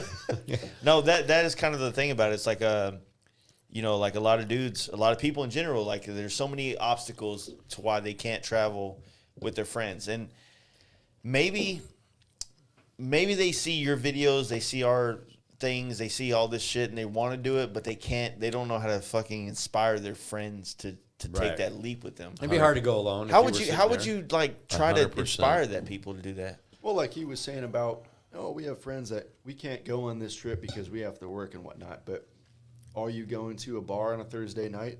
Are you doing this? It's all about priorities. And if you're taking the shortcut to I'm not going to say the easy way out. That's not what I mean by it. But taking that quick escape to a bar or to something during the week when you could just put the hours in, work real hard, and then get out of town. Right. Friday, Saturday, Sunday, anyone can do that. Most people, you know. Yeah. Well, but we get a lot of comments about, I wish I had friendship like you do. I wish I could find guys to ride with. I wish, You're pulling my heartstrings right now. I'm I'm telling gonna you. piss some people off with my thoughts on this. Because it's like, and you feel for that person, but it's like, I can't. If you can live vicariously through our vlogs, okay, cool. Surely you can find somebody with Then- general interest. Right. I mean, But- the internet. That's the thing about social people, media is you can find friends. the thing about it is it like, think about who you are as a friend, not who you want as a friend. Right. Like, don't do like, oh man, I need Galen to be this guy for me. Galen's the guy, man. He's my friend. I can't wait to just, be Galen. Right. Be the best friend for other people first, and see what kind of things become of that, because you become the spark or the Yeah, spark, for sure. you become that guy that is doing some Yeah. things. I mean, trust me, like my role of being the inspirer for a lot of my friends doesn't come at their wives hate me. Right. For sure. Right. I'm an asshole to everybody else, but somehow I bring all the boys to the yard. You know what I Right, mean? right. It's like all these dudes praise me because I've showed them another place in life to ride bikes and have this amazing lifestyle and have pictures with scenic views like that. And you could have that with your wife. You really could. Yeah. But let's be honest, like a lot of the way we ride a bike across the country, the way we just, They're not going to we don't enjoy have. it. But the funny thing is our two wives, they'll do, like I say, they did a 680-mile day. They never complain. They love it when we get to the restaurant, get some wine, eat. Yeah. But I think no what complaints. I think Very what you're rare. saying Yeah. is Yes. that camaraderie and the running for the border. What I'm trying to say is that you need that amongst men, Right. to have the real self-confidence to be the man for your old 100%. Yeah, I agree with And that. that's the thing that people don't understand is that, like, you can chase your woman's fucking be the best guy for her, but you're a faggot to everybody else. Right. Right? Oh, you're a great husband. You're a great dude. She's probably fucking some other dude at work because you're a pussy. Yeah. Because you have no balls. You didn't This live your moment is now sponsored by Montucky. yeah. This phrase is sponsored by Montucky. 8% pussy dudes. Fucking- Your old lady's out there getting some cold snacks while you're out there trying. No, all I'm saying is that, like, You're right. You're 100% right. if you just be a fucking man and don't be scared of saying that, you could be a better husband. You could be a better listener. You can be a better inspirer to your wife and the things she wants to pursue in life, hobby wise. Right. If you just perfect one thing in your life, like being friendships, like having that, investing in that. But those kind of things right there, when you do that and come home, you are better. And you yeah. kind of want to, 100%. you know what I mean? That's what I was about to say. Yeah. I was going to say, the best time or the most time that I want to be around my wife, or I want to, I Watch miss your her or step here, whatever, Cody. It's when I'm on a road trip. And then you're even thinking about her. Yeah. Absolutely. Yeah, those like, damn, I miss my wife. But I want to go home. Right. But it's really opened my eyes, and I think our eyes. I don't know. You can speak for you, but I didn't expect the kind of comments we were going to get. right? And it's What kind of underwear do you guys wear when you there's a lot of the thong kind of. That's really real. It's weird. Well, when we did the cold weather change, we were down in our long johns. your skippies? Yeah. But it's been interesting to see, and it's good, bad, and indifferent. Yeah. Mostly good, but you get these comments about wish we had that, wish I could find it, wish, and it's just It ain't woe wishing, is me. You gotta make it Right. happen. Right. No, you gotta take some There's initiative. opportunities hitting all the time, and the difference is like you guys are doing some young guy shit. Maybe not. Maybe no, not. no. But the young guys in our circle are like, man, you guys are badass. I mean, you guys make us look weak. Right. Yeah. These older guys, they've been following this narrative that hasn't like appealed to them, and all of a sudden you guys come along and you appeal to them, but they feel awkward to find their like maybe it's guys like us that are doing this shit in their neck of the woods, dressing the way we do, riding T-bars on our bikes. They're used to wearing these fucking whips hanging down their bikes and like Chaps. and like getting support patches from their local club, so they feel relevant in their bike scene. We're not. You didn't wear vests here. I got a fucking Espinosa's, OG Espinosa's. That's probably worth money, bro. yeah, Right? But I don't wear it anymore because I don't wear a vest because that's not my life. right. You know We what I could mean? walk in any place and they're really not going to say, were they bikers? Right. And Yeah. back to We the comment thing. Like, we've gotten comments that where the intention came from, I don't know, but they came off as a little negative. I wish I could just not work and ride around all day. Well, where I see it, where that's coming from, is you blaming other people for your ability to not do something when, one, So- we all are working. He runs a business. He's got financial interest. I do things on the side as well. We're all doing things So he's and making rich, a is what you're sacrifice. He's got things going on. We all have things going on, but we're all making a He's sacrifice. got money tied up in many places. But then if you look at Offshore islands. even I if you own look at Montucky. Oh, this is that fucking secret boss thing where they show Jace, you're fired. Oh, shit. But, But- we're all making sacrifices to be able to do this, and we're not making excuses Yeah. and telling other people, "Oh, I wish I could do that." Well, then just go fucking do it. Go Well, try think about it. If you're in a relationship and I you am. brought up to your wife, like, hey, maybe you're not capable of saying, like, I need this. I need friends like this. I need a vibe like this in my life to make me feel worth it. You're in the wrong relationship. And she can't deal with that. She can't be like, you know what, babe, I trust you. I know what you're saying. Go do what you got to do. Then you're probably in a wrong relationship. You're in an insecure relationship where you're not allowed to have that life outside of your relationship. When people don't realize that you need a life outside of your relationship and your wife needs a life outside of your relationship, and you come to the table and you share the fucking potatoes together. right, You know what I mean? absolutely. You share it. But you take the three of us, and you guys are the same. You wouldn't be doing what you're doing. He left a place in Utah, came out here young, on his own, no money, and built something. Yeah. I've never really worked for someone because I've always done my own thing. He's doing his own thing right now. Like, so that's like adventurers. Do you think Lance was like those pageant moms, but with his son? Oh, I've seen Those PW50, and Lance is like, Lance "Fuck is yeah, over there let's like, win this oh, one." hit that jump, do a double whip. Here No, we go. I Money, can't- money, money. I can tell you for a fact, I saw a lot of moto dads, Yeah. like mean.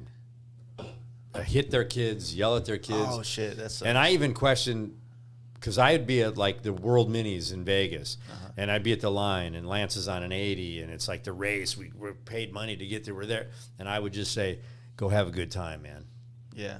And then I would be like, is that right? Am I not making him like, but I didn't give a shit. And then he said, I'm changing race. I'm going to get into freestyle. All right, well, let's go, And I got to travel the world with him because of his freestyle. Right. But I took him training every day. I'd leave work and people would be like, if you focus this much on your business as you did on your son, but it's like I did what I did and it kind of went full circle. And then he got into, we're all in the Harley world now. And like, it's just been great. Dude, like, But I wasn't a motivator. yeah, he's a pageant dad. No, I am So not. his son's No. favorite No, enjoyed no. the Yeah, show. he's total Yeah. pageant Never, dad. never. I would actually look at it and term it this way. He was a passionate father. yeah. And his passion was not to drive his kid to hate motocross or freestyle. His passion was to enjoy life. And so, Enjoy what you're doing. yeah, and I think that has come through in Lance's now business acumen from, Trashin. I mean, this thing is going very, very well. Yeah. Doing it, yeah. And part of it's that drive, and the family is close. There's no doubt about it. There's grandfathers and grandparents and great grandparents, and it's an American family that believes in each other, has got each other's back. Yeah. Well, one thing growing up, like if But, I said, but hold on, there are haters out there, and it's really annoying, right? Like, Yeah. That's everyone. Lance only got this because his dad pushed this. Well, Lance only did this, and Lance is doing. And Galen's kid only. It's like life Everybody is meant wants to to- be yeah. lived. Just go live your life. Don't when you're don't doing beat when you're the doing shit out things of that people everybody. want to do, Yeah. whether you're little Lance, I know you don't call Yeah. him little Lance. When you're little Lance, it's, and you everybody wants to find the commonality that debunks the fact that he's great at what he does. Right. And the fact that, like, even with you guys doing that now, it's like it's badass to see that, like, he's doing that, and it does kind of intertwine with the 2-lane life. right, But it's not 2-lane life. Like, 2-lane life is Galen and Lance, big Right. Lance, big Lance, and y'all do your own thing, and it's great that you have this intertwining thing that works. Now, I say I wish my son's into YouTube. I don't know how to I don't know how to play that narrative. Yeah. Like, how do I can't get him a fucking, Well, first like, of all, I give can't him get the a big boy GoPro kid for 9 and let's YouTube. get started. Give him the GoPro 9. Let's get started on the channel. So here's the thing, though. I have done that. My son, I doubled down on him doing the YouTube thing because he showed initiative to want to learn to create video. Honestly, we built the studio last year.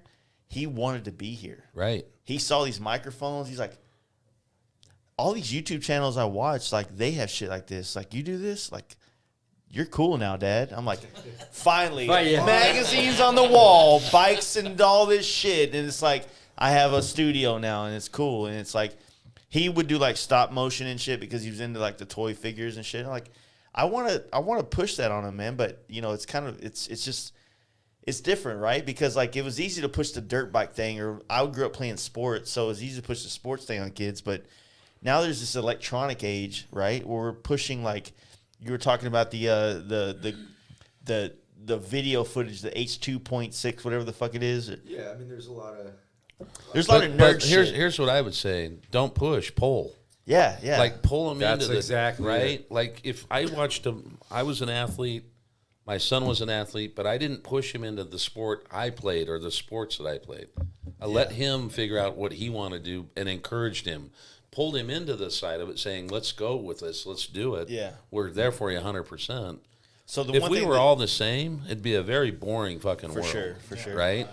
So what I've been trying to do with my son is that he enjoys camping. Yeah. He does like riding. I did take him to our K River campground where we do our thing. He rode it all the way. It was like 200 miles. He did it. And at the end of it, he goes, "That was a long time." That's all he said. It was like, "That was a long time." I was like, "So did you like it, or did you want your phone the whole time?" Like, I didn't really get it, but I am trying to push him into, like, No, pulling. pull him into these things that I do that he's probably not going to experience anywhere else. Like, where else is he going to experience the whole? He But did say maybe this. his thing So my is- son's half black. He's mixed, and his mom's side is obviously drinking the Biden water, and and so the weirdest thing was when I took him to this camp out at or this little party at Sandoval's, the K River campground. He goes, "Why is all these Trump flags everywhere?" And I was like, because he's unfortunately because of Yeah. a lot of things, like they're pushing those narratives in school and Yeah. in younger ages now. I don't think it's fair. no, No. it's terrible. You know, Not fair. it's not fair that they should hate their president and they don't even fucking understand what a president is. Right. You know what I mean? And so he's bred to hate the idea of the word Trump. He sees that and he's like, "This is not Bad safe." person, yeah, Right. You know what I mean? Like I was like, son, we're here. Yeah. I was like, let's go skip rocks, bro. Right. Right. And that's what we did for fucking an hour. We were just skipping rocks, playing around. Yeah, And I was I've had my granddaughter say, we don't think Trump's good. Why? Well, they said it in school. And I'm like, no, here's why he's good. You know. So you believe the first person that said it's. You know, But they're young, and they shouldn't even be talking about it. you know? Yeah, but that's the It thing about shouldn't school, be right? brought We tell our kids like, hey, go to school. They're gonna teach you things, and then they teach them things, and then they start pushing their own narrative onto Right. kids. Exactly. Politics and religion, I don't think there's touchy any subject. place- Politics and religion is probably not a place to We- push through school. We don't bring it up in our vlogs. We Yeah. ride. No, yeah, Same Now thing. Lance has a 4-year-old daughter and a 1-year-old son who's named Lance. There's 3 of us. Real original. Real original. But the daughter, Luca. Have you heard of the name Jace? It's pretty good.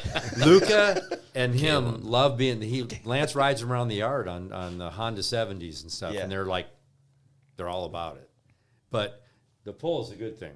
See, but when good I word. grew up, if I said, "Oh, I want to play football," my mom and dad would be like, "No, that's like you can break a bone and don't do it," and you know. Yeah. So I did my own thing when I was 16. I'm gonna go to Kern. I'm gonna go to get a kayak. I did my own adventures. Yeah, you used to do a lot of like river. I was a things. river guy. Yeah. And I raced whitewater kayaks. And so I did my own. So when my kids, daughter, son, whatever, would say, I want to do this. You got other kids Yeah, I have a other daughter. than Lance? Yeah. How's that? Lauren. And I would say, Is she okay? if I want to do this, yeah. She's like, I want to do this. Go for it. I would never say don't. I said, Yeah. whatever you want to do, I'll back you. I want to do this, even if I thought I wouldn't do I mean, that. look, you got to. We're there for guidance, and you got to teach the principles for them when they do fly the nest. Right? Can they fly? Can they? Yeah. At least if they can't, can they land safely?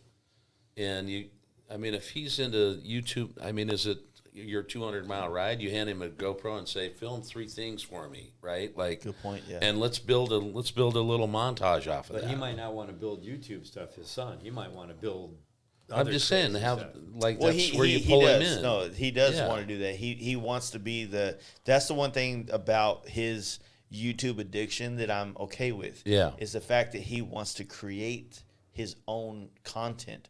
And it's way different than like if you just consume people's content, you're looking Yeah, for if the he's next just one. Is there- like drowning in the content, if he's trying to be creative and that you pull him into that a Yeah. little bit. Is Give there him- any way you can have him subscribe to 2 Lane Life and hit the bell? Ring the bell. Well, that was a hallmark moment. But no, there's a lot to it, man. It's maybe getting way too deep because I'm fucking tucky deep right now. Hey, you got 4 more. Speaking of the devil, Oh, hit me, boss. Kentucky. I'm 38 years old, man. I had kids young, but I honestly feel like I'm still at a point in my life where I'm trying to get my own shit together, right? To where like, Does that ever? I But haven't. it seems like you're doing it. Yeah, I mean, I do a You're at good a job. place in a I do a space- good job on social media, right? I'm not, you know what I mean? Like, it's one of those things. Like, I'm constantly like, I have too many things that are on the line that are like, if this doesn't happen, this falls apart. There's too many. The house of cards, right? This one doesn't fit, it falls apart. And when you have like these kids, you want to start pursuing their passions, their dreams, and you want to invest in them, but you're so fucking balls deep into this house of cards you're building on social media, which is now our brand and our business and blah blah blah. And it's just like it's stressful, man. It's hard to do it. And I don't want to make an excuse as to why like I don't do whatever I should be doing as a father, blah blah blah, but it's not. I don't want to make a woe is me statement here, but it's really weird being a entrepreneurial kind of guy, having your own business in the motorcycle industry, but not making a product that people sell. Right? Like I'm not making a cam that I make 500 of them. You sell 500. You're selling yourself and your lifestyle. Yeah. I'm selling hours of my time. I mean, people like you, so you're doing something right. Some people like me. Yeah. I mean, Well, I don't. They don't have to. They keep listening though. I gotta pee again. right. Yeah. I hear them. Well, that comes back to the entrepreneurial thing. I mean, anyone who's had any sort of venture starting a business and and or starting and succeeding in business, you know there's ups and downs. If there was an exact formula, if I put in this many hours and do this thing right, and this will work, everyone would fucking do it. Right. And that's why 80%, don't quote me on the percentage, but so percent of people take the safe route 90%. and go not saying school is bad or anything. I did it. I know a lot of people that did it, but do your thing and then maybe hate on people that took the road less traveled, because that road less traveled is a really fucking hard road to hike. Oh, yeah. Hard road to hike or ride. Right. You know, so there's just a lot of different aspects to it. You know? Oh, yeah. Totally. Yeah, I dropped out. Well, I on would the back suggest of my that, son's but- helmet, I painted. He wanted me to paint, so real big letters on the back of his helmet. It says "dropout" Yeah. because same thing. Well, that's one of the most badass things I've seen. Like Aventadors mobbing down the highway, and the license plate is Dropout. I probably told you guys about the kid, but I knew a kid growing up, and we had some dealings, I guess, and he was kind of a not so directed person, didn't have his shit together really, and then so I disengaged, didn't talk to him. He came back into my kind of circle years later, and now, I mean, he's making really big moves and doing really big things because he figured his shit out and realized, like, there is no formula. I'm going to do my thing. I'm going to put in my work and take that risk. The risk is the thing that no one, that's the gap between the people risk it doing for what the they want to reward. do and taking the comfortable route. And now he's doing that thing, and he's just absolutely thriving, you know? Yeah. And that's what comes back to what you're saying is, if you took that risk and if you're on that path, there's frequently that's going to happen. We're like, I don't know if I'm doing the right thing, Dude, but like you are. you are. I went through that shit 2 days ago. I was like, But it's what the always fuck am going I to be doing back here? and forth. Why am I not working at AutoZone or some shit? You know what I mean? Because you wouldn't be happy. But what would you rather be doing? You know what? It's constantly a struggle between happiness and like security, right? It's secure. The thing about being an entrepreneur is about the fact that you're basically putting your whole entire family's livelihood on the edge of a cliff. Yep. And you're just constantly trying to put a little bit of mud underneath that cliff to make that fucking thing go out a little bit further, so it's not a cliff anymore, right? So what if you fell off the cliff? Well, you got to start building a new one. The good thing about Well, for you me personally. personally, because my skill set and my name, Yeah. if say the government came in here tomorrow and said, you know what, you didn't pay enough taxes last year, we're taking all this shit away from you. Right. I can literally lose everything in this shop, and because of my skills, I can make a few phone calls and I can make $10,000 the next month. exactly. I'd have to work. So that's I'd why I'm asking that, because a lot of people, I mean, you know, don't be shameful that you go to college or not go to college, or in life, the people that make a difference are the people that have a heart and a soul, Yeah. and they won't give up. Whatever task it is, whether you're a college graduate or not, Yeah. you don't give up. You're the hardest worker. You may not always be the smartest, but you know how to get things done. I dare say it's called the hustle, right? It Whether is, you're on yeah. the street, whether you're in corporate life, How fucking dare you, bro? right? But the people that know the hustle and know how to work hard, and if you can instill that in your children, that's the next generation that's going to come up. That's the thing that's come up in my life, and we're probably getting too deep into like family shit. But here's the deal. So I'm gonna say this, and maybe you guys have a rhetoric Perspective on it? perspective on. There you go. I'm not good with words. Port. He was a retard. We're about we're about Okay, 3 well, now hours we're- in. 3 hours in, it says 2. Yeah, 2 hours and 51 minutes. So,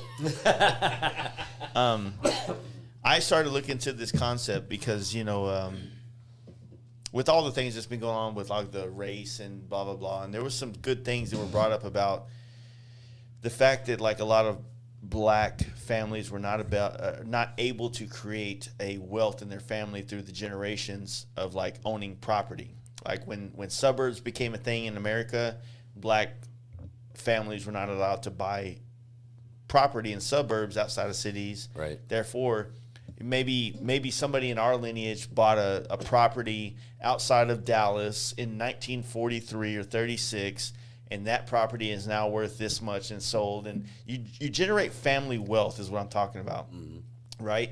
I don't know why I brought black people into that. I'm sorry, but the thing is, what I'm thinking about is like, okay, I look at my family and I look, how could I take whatever it is that I've built here, whatever the fuck it is, how can I generate wealth in my family? How could I make it to where my mom, my brother, the rest of the people in my family can kind of benefit off this wealth that hopefully it'll pass down to his kid or my kids, blah, blah, blah. Have a family meeting and just say this. Everyone here, I want you all to know this. Money is no object when you don't have any. That's true. So And you're finish good. up. I mean, What is wealth? well, you asked me what wealth is. Wealth is me having friends and having family and having what I have. But Bingo. it is that. But I mean, money's nice, yeah, but right? When you don't have it, and makes money's things nice when you easier. have it. Sometimes, If sometimes you- money makes things harder. Yeah, I guess. So can you instill a work ethic, a wealth of love, a wealth of family, a wealth of inspiration, and Put it like this, can like- that next generation be better So- than you? if, like, say for me, right, you can give me 10 grand or 20 grand. Say my aunt dies. I never met her. She's in Idaho, your hometown, and Close. she dies, Utah, right? Yeah, but So they're close. She passes and she has all this Incestuous over money there. and she gives me some money. And at my age now, if somebody in my family passed and gave me 30 grand, I could turn that 30 grand because of where I'm at in my life and my mental state. Yeah. I can turn that 30 grand to a lot of great things. Right. Real money, real wealth that I can pass to my kids. Right. But that's something that I think about a lot. Like, you know, the house that I live in, my mom, like when if she passes, or obviously she's gonna pass, but when she does, what did she leave behind for me and my brother? Right. You know what I mean? And I think about myself, I have a nice bike. I got a lot of fucking camera equipment. Is But you that know is what? that an asset to leave to my family? Like, is that something like my kids gonna be like, thanks, Dad. I got a fucking Canon Vixia H22, dude. But you know Appreciate what, it. though? That's like I raised my kids, my family, my wife and I together. We did this. We did stuff together. We never had a lot of money. We lived. I still don't have like a big savings account where I'm like, I could retire. I better make money, but I don't give a shit. And it's like, maybe that's a bad attitude, but I look at it and go, I raised my kids. I gave them the proper values. They had fun. They had a great life growing up. It's up to them to make their own wealth. Yeah. Honestly. And I'm not their keeper. Yeah. I moved out to California with $800 in my pocket. That was a lot of You money. started a podcast called 180 right? Dream. That was it. and from there, you have to figure it out. But the thing is And- my kids are making their own wealth and They they're are. making their own lives. And in sometimes they've been able to say to me, hey, let me buy you dinner tonight. Let me do this for you. You were great parents. Yeah. Blah, blah, blah. So basically, it's not my responsibility to make the wealth for my children. Right. Yeah. I'm going to give them the base. Get your own fucking wealth. Leave me alone. I agree with that. A lot of people. I don't have kids, so it's hard for me to speak on this. But He's an expert, though. a lot of He read the book. a lot of people try to make things easy for their kids, And that's bad. It's not like you. That's not what this world's about. You grow up, you build yourself, you have kids, It's character. and then you try to give them the best character possible and make them the best human being Right. that they can be when That's they how I grow look up. at it. Well, in our that- household, we put on the refrigerator 2 words: "I can," and we never accepted "I can't." That's not a word that's going to go over in the Anderson So household. one thing that you guys have that me and my brother didn't grow up with is a dad in Yeah. the house. That No, but that's Mom, the meatloaf we Meatloaf. wanted. but that's true, Yeah. you know. And there are great family units and there are shitty ones. You didn't grow up in a wealthy house, and I didn't No, grow up in a very- wealthy house. But We were guess what? I had camping and food. fishing and river rafting. Every night there Yeah. was food on the table. I had the clothes I needed. I went to the dentist. You know, so it's like my parents. What are they going to leave when they're 87? But they come to work at the warehouse. My mom babysits the kids, this and that. But when they go, they have a house that I'm going to share with 3 other siblings. Yeah. That's it. But and we're like, spend your money, live. Yeah. Don't save it for me. You live and do your thing. Yeah, I would say the same thing. You know what I mean? What were you gonna say? I was going to say, it's like what Vic said the other day at the shop. You know, and kind of what you said, if someone dies and leaves me money, there's a couple options of what you're going to do with it. You can enjoy it, get fucking rid of it because you know you have the skills to make up for what you just not threw Got away, rid but of, enjoyed. yeah. Or you can take it and leverage it and whatever, but it's better to have that person enjoy that and not, you can't save your whole life and then just, you got to save your whole life and like actually enjoy yourself. Dude, a little I bit. got friends I went to high school with. They have hundreds of thousands of dollars in their 401k, and they're miserable. Yeah. And like, you know you have a happy savings over here. Like this money will make you happy if you just use it. If You you can't just take it with you when you go. yeah, it's like, and he has no kids. He has no wife. He's a perpetual saver. You know And what I none mean? of the stuff we have. You know how we all say, "Oh, I got You're my a house?" habitual saver. I have a house. Yeah. It's my house. He asked me. He Guess asked me a what? couple It's not months my ago. house. He asked me a couple months ago. Goes, hey man, just bought this house. He goes down the street from here. He goes, just bought this house, man. Like when you gonna jump in the American dream of ownership? I was like, That might Bitch. be your dream, but that's not my dream. I love this dude to death, but like when he asked me that, I was like, you know what? You lay down in your bed at night and watch me live the dream that you wish you had. Right. You have money. You've definitely got more money than I do, and you're in a way better, smarter financial situation. But at the end of the day, like your bank account and how good it looks on your fucking phone does not like you can't post that online. No, but you can't. The Oh, I house you do think every is day. yours, and you say, "This is my house." One day, someone else is going to be living in that house, saying, "This is my house." Watch out now. Right? Kentucky, Watch out, man. We got more, right? You got some? and back to what you said about Maybe poo. like wealth. What is No, I drank wealth? the last one. There's nothing left. Okay. What is wealth to you? I can't speak on that. I'm wealthy in a lot of ways, but financially maybe not. But Are they not By- paying by enough? You need to definition- kind of move to You get Texas. a raise? Is that your way of asking for a raise? by definition, wealth is Jeez. time. So if you have someone that they're living that American dream, they got Yeah. the house, the kids, the car, this and that, and they make 12 grand a month, but they owe 9,900 for bills. If they lose their job, they only got They're done. 3 months Yeah. of survival.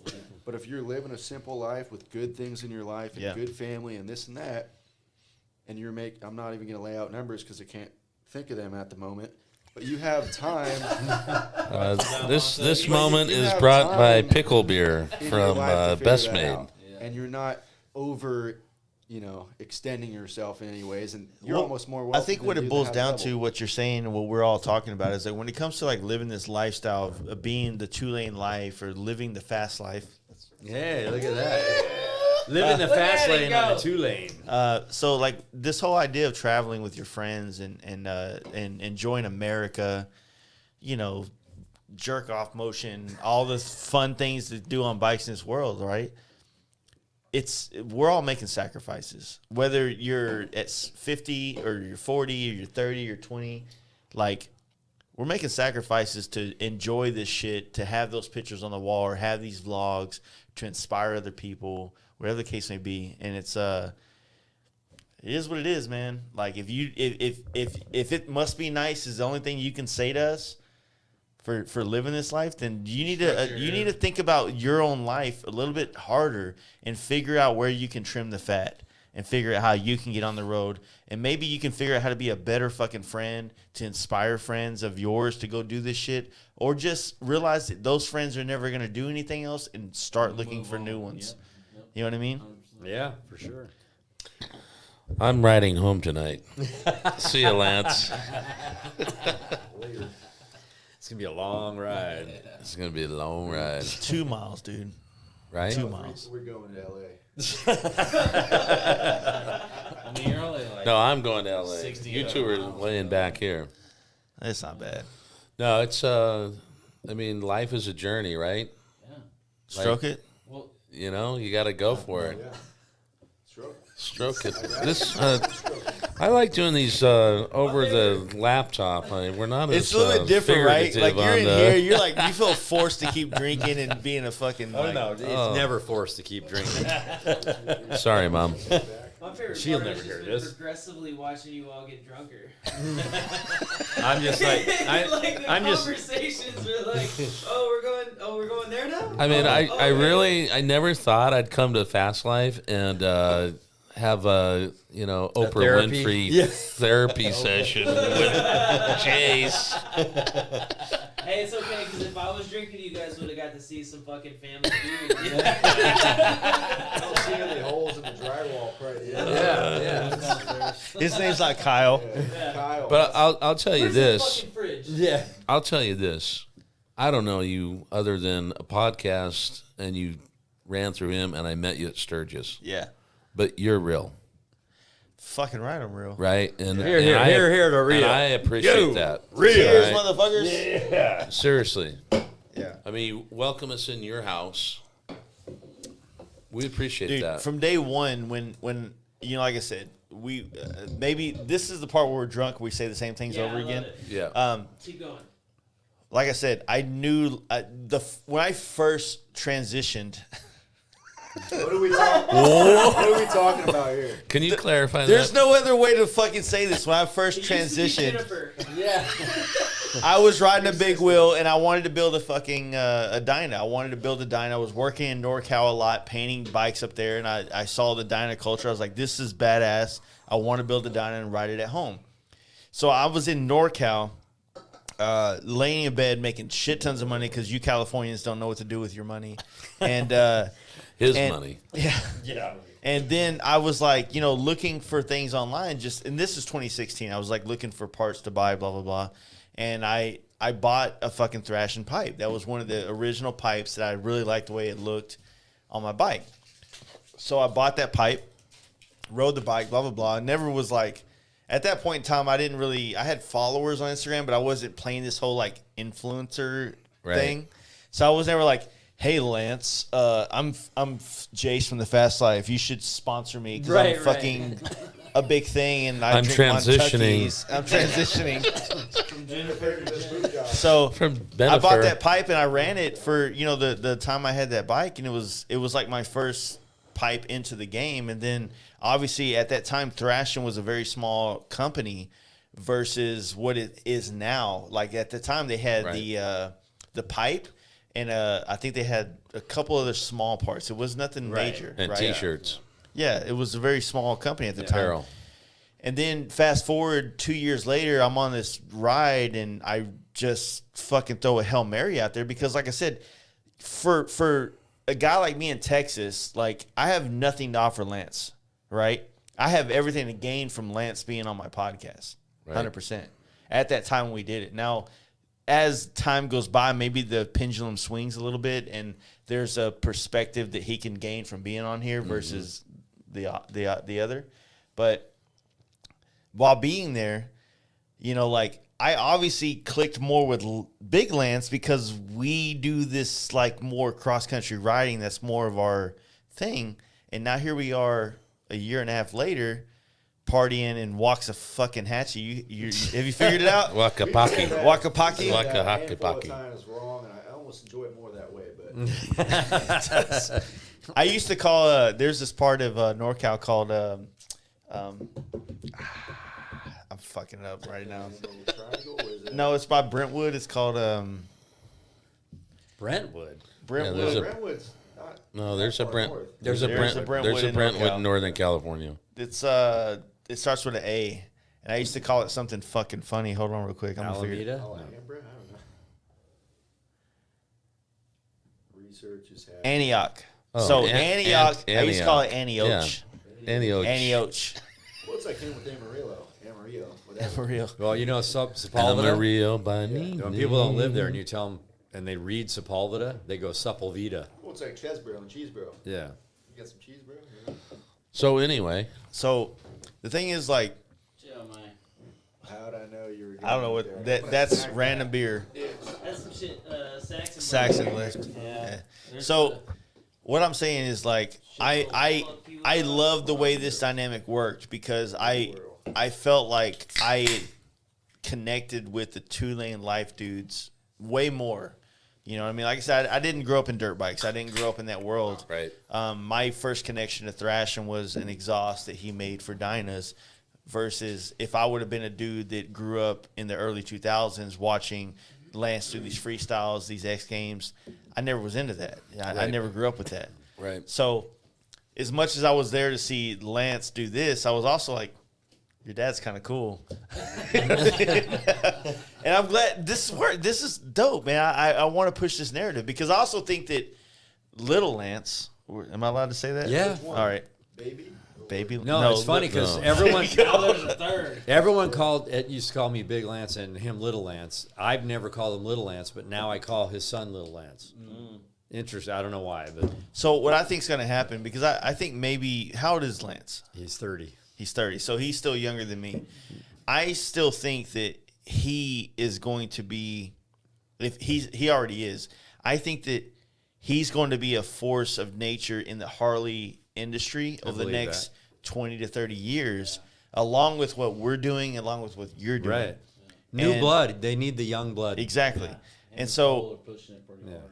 I think that he's going to be doing that, and we're going to be doing this shit. And I think that as of right now, I think that what you guys are doing resonates the hardest, right? Because what he's doing is he's making this fucking concrete foundation that's like 14 feet thick, right? He's got this fucking background. He's got all the things, but you guys are doing this thing that like really fucking resonates with the now. You know, I think he's still building his foundation right now. No. I don't mean that in any bad way. yeah. Well, I that's just- disrespectful to us. No, what I mean I'm is just like teasing. So you're absolutely right. I mean, and there's no doubt in my mind that some of the ability for us to get through to some of the people that are supporting us is directly through him and through the vibe that's been going on for a number of years with some of these companies, right? Lance is just, he's on the cusp and he'll continue to grow. Yeah. He's got an entrepreneurial attitude about it. He's not going to give up, and he looks at things differently. He doesn't look at, he knows if he wants this, he can grow this to get this, yeah. and that's his focus is laser focused. For us, we've gone to a bunch of the trade shows, the drag shows, and worked the Trashin booth, and we talked to people. So him and I kind of got entrenched in the industry. Yeah. Whether it's Brian Clockworks, Jesse from Legend Suspension, Rob at Saddleman or Dave at Saddleman, but yeah, all the guys that we've been partners with that have been kind of along with us from this starting of this journey, before the journey. Yeah. right. You know? And consciously we've thought about, are we so tight at the hip with Trashin? But it's a benefit to us. At the same time, we also have to separate and create our own brand, Yeah. right? And so we're kind of in the. I'm in the same boat. I'm in Yeah. the same boat with my friends. That group behind you. I'm in that same boat because there is this like Fast Life Garage narrative that helps push that thing. Right. But Right. it's not when we get together and we ride bikes. It's not Fast Life Garage anymore. Right. It's like whoever the Weasels. Is that we? That's taken, by the way. We were trying to be the Weasels because There's a group MC club called the Weasels. I didn't like the Weasels. I didn't I'm like telling it. you. We were in a Durango hot You know tub. what eats hamsters? Yeah. Weasels. That's what we were trying. We were in How many Durango. hamsters is your weasel eating? Hey, as many as it needs to. I Made this shit up in New Mexico on the way back. No, we were from in Sturgis. fucking Durango at the hot tub Oh, in yeah, that we was hotel. in Yeah. Durango, So I don't know, man. But Like, what- I think for us, I think there's a segment that needs what we're doing right now, and I think there's an ability for us over the next 5-10 years to grow into a place where I mean, I think we're actually part of the getting people to know how great riding a motorcycle is. We're part of that movement of getting people back you're into re-showing motorcycles. travel, people. They get forgot. out. Yeah. They forgot because people didn't focus on the riding anymore. They focused on the amount of money in the bike, right? And I hate COVID, but at the same time, when we launched this, we didn't let that get in our way, and maybe it's helped our channel a little bit because people are stuck at the house. Yeah. And they're starting to search for things. What is it? Biden water? Is that what they were drinking? Biden water? They were drinking It's that? 2 Lane Life water. Is I mean, what they're drinking. hence the name 2 Lane Life. Get back out on the. Yeah. Get on the 2 lanes. Go Yeah. find your place. You know. Yeah.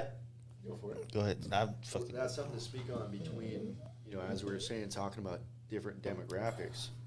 Whereas a lot of the people that might have been watching were, say, 45 or older, and the people that were way into spending the money on the bikes and this and that to have the best bike were younger like me. But now, I started riding bikes, ripping the canyons, doing this and that. Now I do both, but I've transitioned to seeing the other side of things. Transition too? Yeah. There we go. We're both spending We've money got on 2 Just transitioners. leave me hanging. There you go. But 2 now being trannies. able to see the other side of things where it's like there's a whole nother world of being able to experience things on 2 wheels. I mean, like you said, there's a difference between driving through the Grand Canyon, waiting in line and this and that, being in a car versus being in 28 degrees and 10 different layers and, leather gloves and seeing that snow on the road and seeing stuff you seeing it wouldn't from that see if you weren't perspective, going yeah. out there But from a different perspective. yeah, but the whole thing of building it and doing it's a lot of hard work. It is, I mean, man. we have a full-time job now, but a good one. For sure. And we're building it. We have relationships with the companies that that we run with. But building it, marketing, trying to get people to our website for sales, making good videos, doing all that. It's being away from the families on Yeah. trips, And we don't want to put bad shit out. We Yeah. want good quality content. Yeah. Well, that's kind of like why I get requests from people that listen to podcasts all day long about you should talk to my cousin in Oklahoma or Alabama. He's smart. Alabama, he's smart. He has stories. I'm like, all right, like man. him. Like what? My thing is like this. Like I have a connection with you guys because we share the 2 lane vibe, right? travel. Right. We travel on bikes, right? And I feel like in the Midwest, I struggle with this because I feel like we're the Midwest, but we're not technically. Right, the right. Midwest. Texas is not considered Midwest. We're Definitely the I South. I think yeah okay. Isn't Texas its own place? That's how I want to Like, say that's it. what I would So say. from our own sovereign nation here, Right. Yeah. It's the only flag that can high, I feel fly like as high as the American flag. you guys put out the vibe that I've been preaching for years, and I feel like that like I just want to like if maybe you can't swallow me, right? You can't swallow my vibe. I'm not talking about that. Before or after transition? Yeah. Yeah. Maybe you can't take my perspective. Like maybe I'm too harsh for you. Maybe I'm too brash, if you will, with my delivery because I'm not very sympathetic to people in their Their woes. and they're like, oh, I can't do this. I can't do this. Like You can't whine. I'm like, What's your excuse? why are you telling me you want sympathy from me? Because I don't give a shit. No. I'm gonna. You can also be right here today with the 2 Lane Life and the Fast Life podcast right now. If you do Fast Life podcast and 2 Lane Life shit, Right. do it. Get out I there, mean, be we- your own Be self. about it. Yeah, we And didn't- I'll be like, dude, you're doing badass shit. I gotta have you on the podcast. I want. Where'd you come from? Where'd your mindset come from? I'll do that. But if you ain't doing this shit, don't expect to have this kind of fucking response. You know what I mean? The handout. And that's kind of the thing. It's like so when I look forward, I look at like, okay, I don't really have a relationship with Lance. I don't have a relationship with a lot of people in Cali, but I do have some with some, and I kind of play on that because they respect what I'm doing for them. Like when I'm a custom painter, and I go to fucking Cali and bring other custom painters on that do the same thing I do.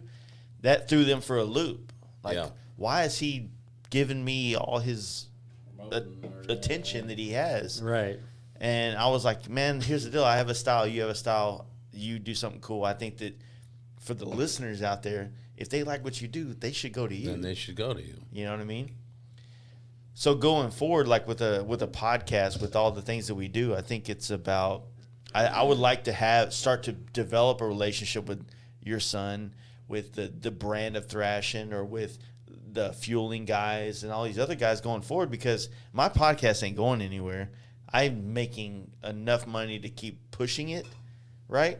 So I would like to start bringing, like, I don't, like Lance, we text, Galen, we text, we have a relationship, right? Like where we can like bust each other's balls. Right. I don't have that with your son yet. I feel like I might offend him with some shit I said. You can never offend him because Maybe not, but his personality is Yeah.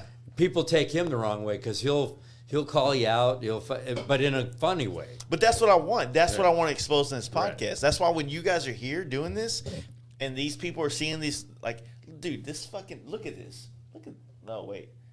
You can't see that video. There's fucking blue cans everywhere over here. When people see that, they There's only see that one right here. we're real. We're real dudes. Right. We're just Right. there you go. No, but we get that all the time. Yeah. You're real guys and we trust what you say. But at the same time, on that same vibe, I mean, the guys that we hang out with Are real people. True. are, I mean, because even of who you guys are, I trust whoever. Yeah. Like I said, I don't know Lance very well. I know he has a lot of shit on his plate, yeah. and Gotta eat. I just feel like we vibe because we are doing this shit in a very similar fashion. Yeah. Right. So It's a hard thing because he's got his wife and kids.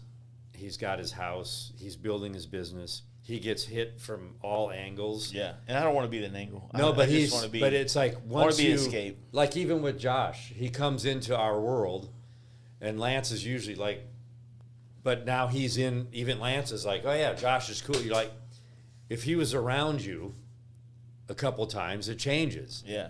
because Can I Jace call him- rides. can I Oh, call he's him gonna. gay.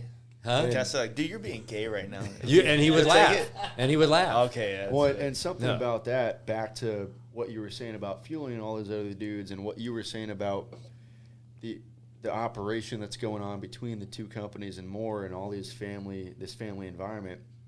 I come from a background where before doing stuff for myself and working for other people, I'm doing all these other things, going to school, and now I come here where it's just a whole big family. I'm over at the Tulane office, and I walk next door and talk to Rob at Trashin, and I see George, his dad, and I see Laura, his wife, and I see little Lance, and it's just this whole big family operating and working towards this common goal. And then when we go to Sturgis, all these guys from different companies and brands and mindsets are coming together, and we all got the same mindset. We all got the same goal, and we're all pushing towards positivity and just doing. Yeah, Putting I mean, good that's a things good into the example. world, you know? Like we race down the mountain in a canyon, and wherever these guys pass, we're racing hardcore. They're not getting away from us, and we're not. And we get down to the bottom of the hill, we all pull over, and it's like the Vance and Hines guys, and they're talking to Luke, and it's like all of a sudden we all know each other, and we're hanging out. You know? Whoa. Now you're good. you're okay. Ruined. No, it's fine. No, I know what you're saying, man. Like that is kind of probably the benefit of being in California, though. Like with for lack of a better term, a cesspool of fucking bikers, right? So many Like you got a good opportunity there, but what this is blending of the different demographics of like the Texas, the Midwest, Right. where the fuck we are, South, you- I Midwest, But I mean, We're even just Texas. We're but even like all Brian saying- Clock. yeah. Like I know he heard that we were going to be doing a podcast. He was like, "Oh, that's good," you know. Like he thought we that was are cool. we are calendar buddies. right. We are calendar Yes, buddies. we are. Yeah, You got the Monument Valley picture though. That's cool. I did. Yeah, That is right. That was Yeah. dope. Well, there's family They did. businesses. I think there was the Cheetos in there. I had a bag of hot Cheetos on myself. I like the chili ones, you know, the Fritos. The Frito chili. Yeah. I love. I think it's. I don't know. I love the. the spice and the. I like where shit's going. Yeah, I really enjoy where shit's going because that's good. now that like we're all starting to kind of like have this like intertwine like we pulled up to the One-Eyed Jacks and you guys were there immediate like oh Yeah, like it was like exactly. That was the funniest thing. I'm sitting there and I'm with the boys, and it's like I said, new group and everything. Sitting at the bar, I order a drink, and some dude, it might have been. Is there someone in the group that he's blonde and he rides a blue bike? Dragon. That might be him. I don't know. You got tattoos But together. someone came up and was, "Oh, you listen to podcasts?" And all? I'm like, I don't know. And something clicked in my head because they mentioned you guys before. And I'm What kind like, of a big deal? it was kind of a big deal, but I was like, In the yeah, Midwest. you from Fast Life? Oh yeah. And right off the bat, we were chill. Yeah. You know, because there was something in common there, and you Yeah. know, it's a good time. But see, it even gets like this next year in Sturgis. If we're all hanging out somewhere, it's going to be even different. It's going to be better because now we Yeah. all really, you know. I think we know about I your think we became transition. best friends, so We now know we about all at this the party transition. together. Yeah. Yeah, Although we're not going over to your campsite because you're transitioning. yeah. If you want to come to our campsite and see a bunch of saggy tits and eat some, Had them installed surgically during your transition. We might need to get a house next to each other. I don't know.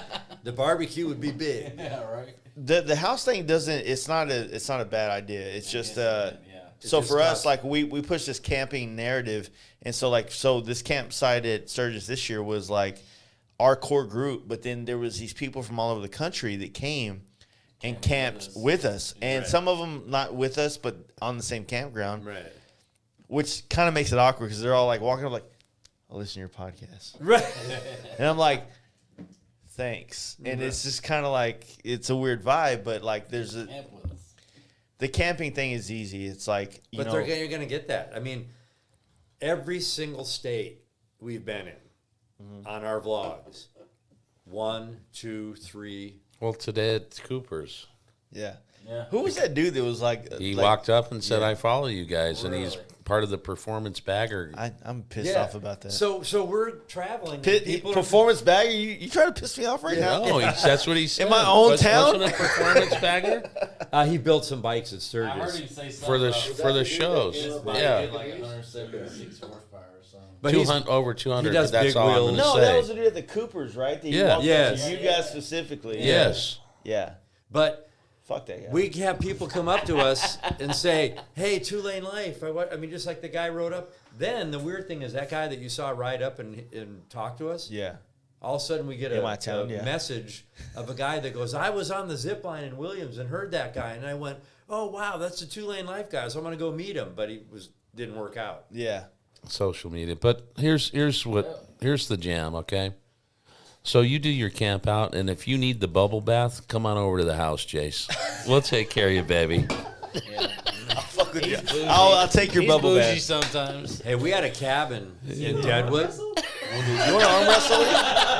I'll fuck you up, No, we're Galen. gonna do the slap. I want to do Cabin that in thing. Deadwood. It was like That would be badass. 3 stories. Yeah. We all had our own bedrooms. It was just like this amazing. Oh, that's nice. Here we go with the camera again. Yeah. You're too animated. Yeah. You need to Amazing switch seats. barbecue, and we walked down the street, and Jesse from Legend, his house is right. We all like it was great. Yeah. You know, that's the fun. That's the part. thing about Sturgis. Like I, you know, when you decide like I'm this biker person for life, Sturgis is like Christmas. For sure. You can't skip out on it. Like you have to plan your whole life around Sturgis. Maybe Sturgis some years might be a rip up and rip back vibe, like a 4-day weekend. But you have type to thing. go. I have to. Right.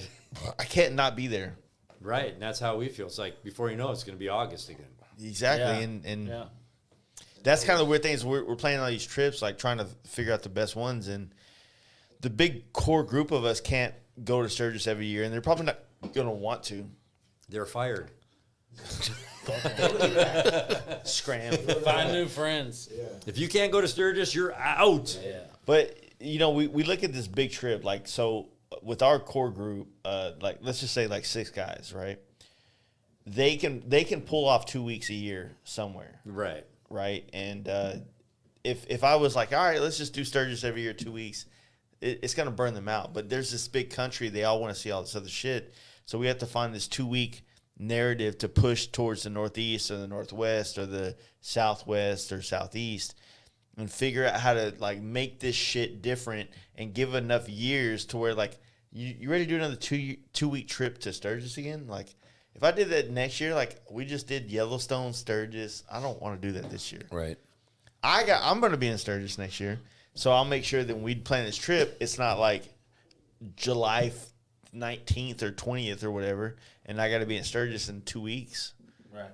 I'll Well, that's plan part a of trip. the thing we try to struggle with piggyback too. off of Sturgis, Yeah. like maybe we go maybe we hit Sturgis and go east this year instead of going west. We went home and then we're went to going- the Four Corners Rally. We're right? going to Sturgis for sure, but like what we're struggling with now is what we have not really been until Route 66 and this ride. We have not spent a lot of time. You know, It's hard for you, though. East of It's hard really for you guys to do Colorado. that. A long ways to go. Sure. Yeah. Long ways to go. We had a conversation today. I mean, there's YouTubers that, whether it's talking or tips on how to clean your bike or fix this or fix that. I mean, we're putting out travel videos every week because we're traveling all the time and stacking up these files and this and that. And you can kind of diversify in different things, Yeah. you know, but I'm not We're going to do a whole really series like that we're going to be stuck in Arizona for 1 year. Yeah. We're just going to I'm keep down. going. I'll dip out. I'll stay out there, you know. Y'all like Arizona, huh? I'm going to move there one day. Really? Why? Hell yeah. I think Northern Arizona. I haven't, of course we crossed through Arizona going to Monument Valley, but I would really like to adventure through central, southern Bisbee, Arizona. man. I want to do Bisbee's Bisbee. awesome. You guys turned me on to Bisbee, and I Tombstone. I haven't been yet. We'll meet you Tombstone. there. I want to hit Tombstone. I want to do it. It's a weird out of the convenient spot, and it's like it's a part of Arizona that nobody fucking knows Right. about. Copper mining town. It's like amazing. It's east of Tombstone, right? It's Yes. east and south. Southern, yeah. Southeast. It's so not on the map. Well, No. we came around the corner. The guys in Tucson Harley said, "Oh, you're going down to Tombstone? Go to Bisbee." We're like, "All right." So we came around the corner over this mountain, and we were like, "Whoa!" This city all over, small town, Yeah. all over the side of the mountain, and they're old buildings, and it's great. St. Elmo's. Sounds cool. St. Elmo's Bar. And So I want to do I've done Globe North on. There's a pass going up Yeah. through the mountains. I've done that. I want to do Bisbee for sure. I've Yeah. done Tombstone. I've been there Okay. before. But I also want to do Jerome, Payson. I haven't that Prescott between Oh, that's awesome. Flagstaff and Phoenix. I've never spent a Have you lot been of in time there. Sedona? No. oh, dude, I've done amazing. Phoenix a million times. Everything around Phoenix. I've done Flagstaff. I've done all the Monument Valley, all that shit in Yeah. between. You got to do Jerome. You got to do Sedona. I haven't you got done to do that. Prescott. Yep. You wanna can't do say it. Prescott. You got to say Prescott. Prescott. Yeah. It's it's That would like be I said vlog number for us 4. Texas travelers, we're going the goal's never to Arizona. Like Arizona's a pass through It's like state Cali. to It's California. bitchin'. It's got a lot of beauty there. Go look at our Prescott. Prescott. Prescott. There you go. You're He almost messed up. Yeah, almost. prospect. Prospect. I'll say that though, like I said, I haven't spent much time in Texas. I've spent less time in Arizona, and through this trip, I've seen more cool shit like in Arizona that I want to almost consider just moving there. Yeah. You know, like Is that cool? cool You know, you Grand should just move to Canyon, so Texas. I'll see you next week, bro. It's But- mine. You don't understand that unless you travel and go see it yourself. Yeah. You know, so The part about all this traveling shit, though, like like the house that me and my wife are living in right now, like we're planning to sell it after we fix it up in the next 4 years. And I love Dallas. Like I showed you guys around Dallas today. Like I have a pride here because there's something that's special about it. But like I don't want to live here anymore. Right. I want to move. I want to wake up every day and see a mountain. You that can make do sense? that in Arizona. Look at the San Francisco peaks with snow on them. I want that vibe. There you go, hit the camera again. Just rubbing it gently. You just like fondling it. Yeah. Did you get permission? Did you get a consent form? Yes. Did you sign the Are liability? you fingering my camera? Lance. All right, we're fucking 3 hours and 3 hours. Yes, we are. Try again. Try 3.5 again. hours. So you can be the fast life on the 2-lane life. And we appreciate your hospitality.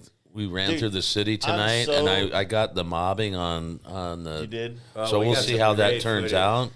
John, I'm just so glad you guys came here. I mean, like you're doing a lot for us to show Texas. I mean, I know a lot of you Californians are flocking here because it's better, but but here's the deal: like Texas has a good vibe. It really does. We don't have the clickbait shit. You know what I mean? We don't have the that's not fair to say clickbait, but it Well, sounded some good. people do use clickbait a lot.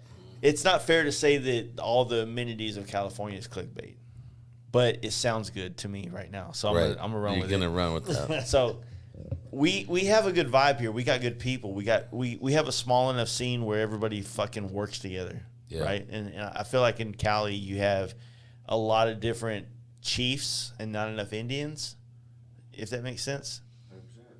I mean, yeah.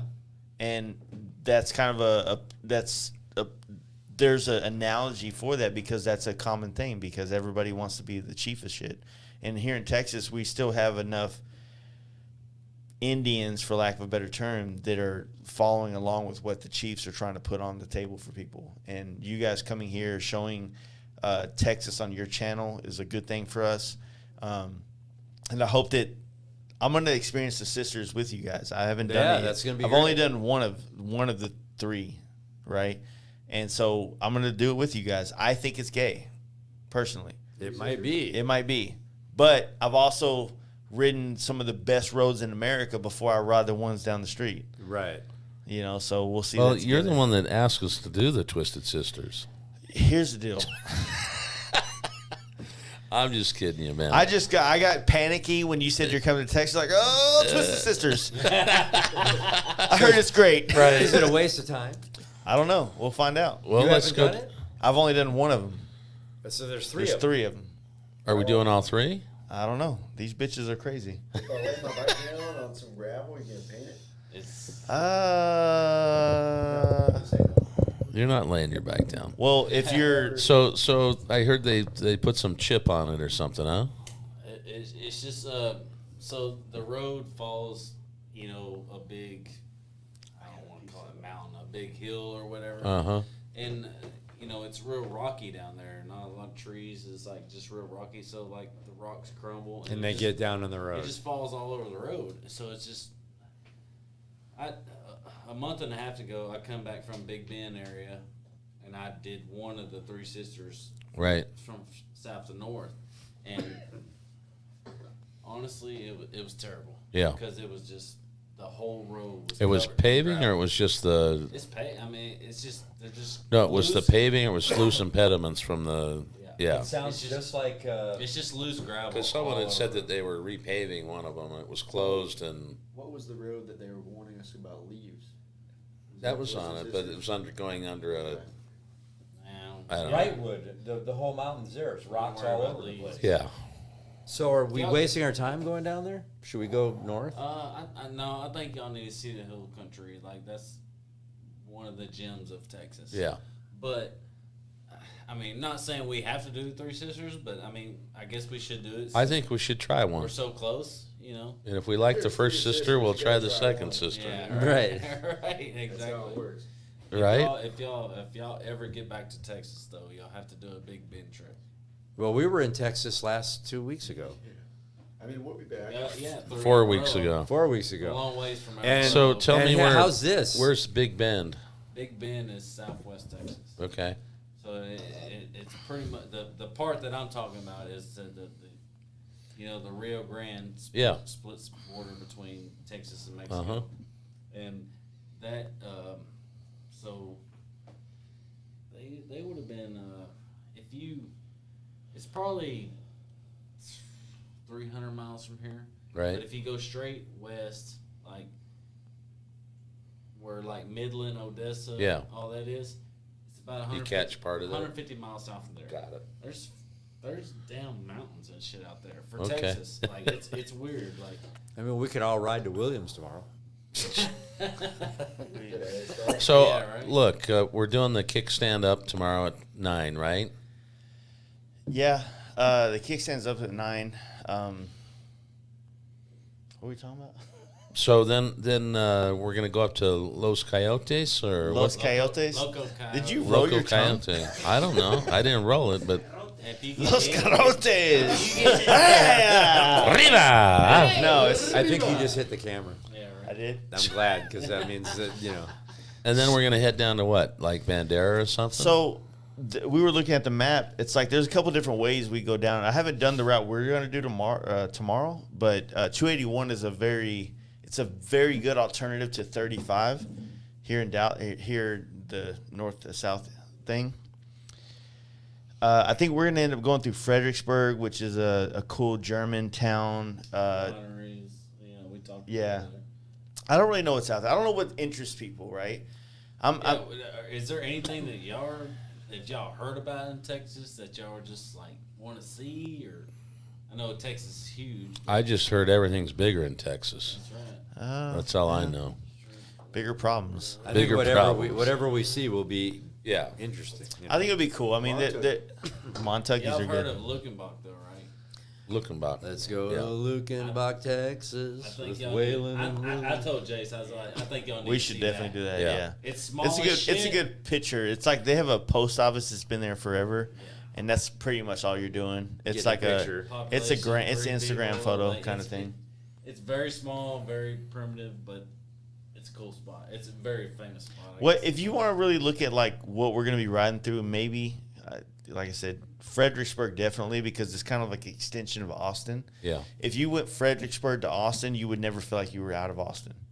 You know what I mean? Because that city's growing so much, and all the outskirts are turning into like Napa Valley. Yeah. So it's wineries everywhere. There's fucking winery fields.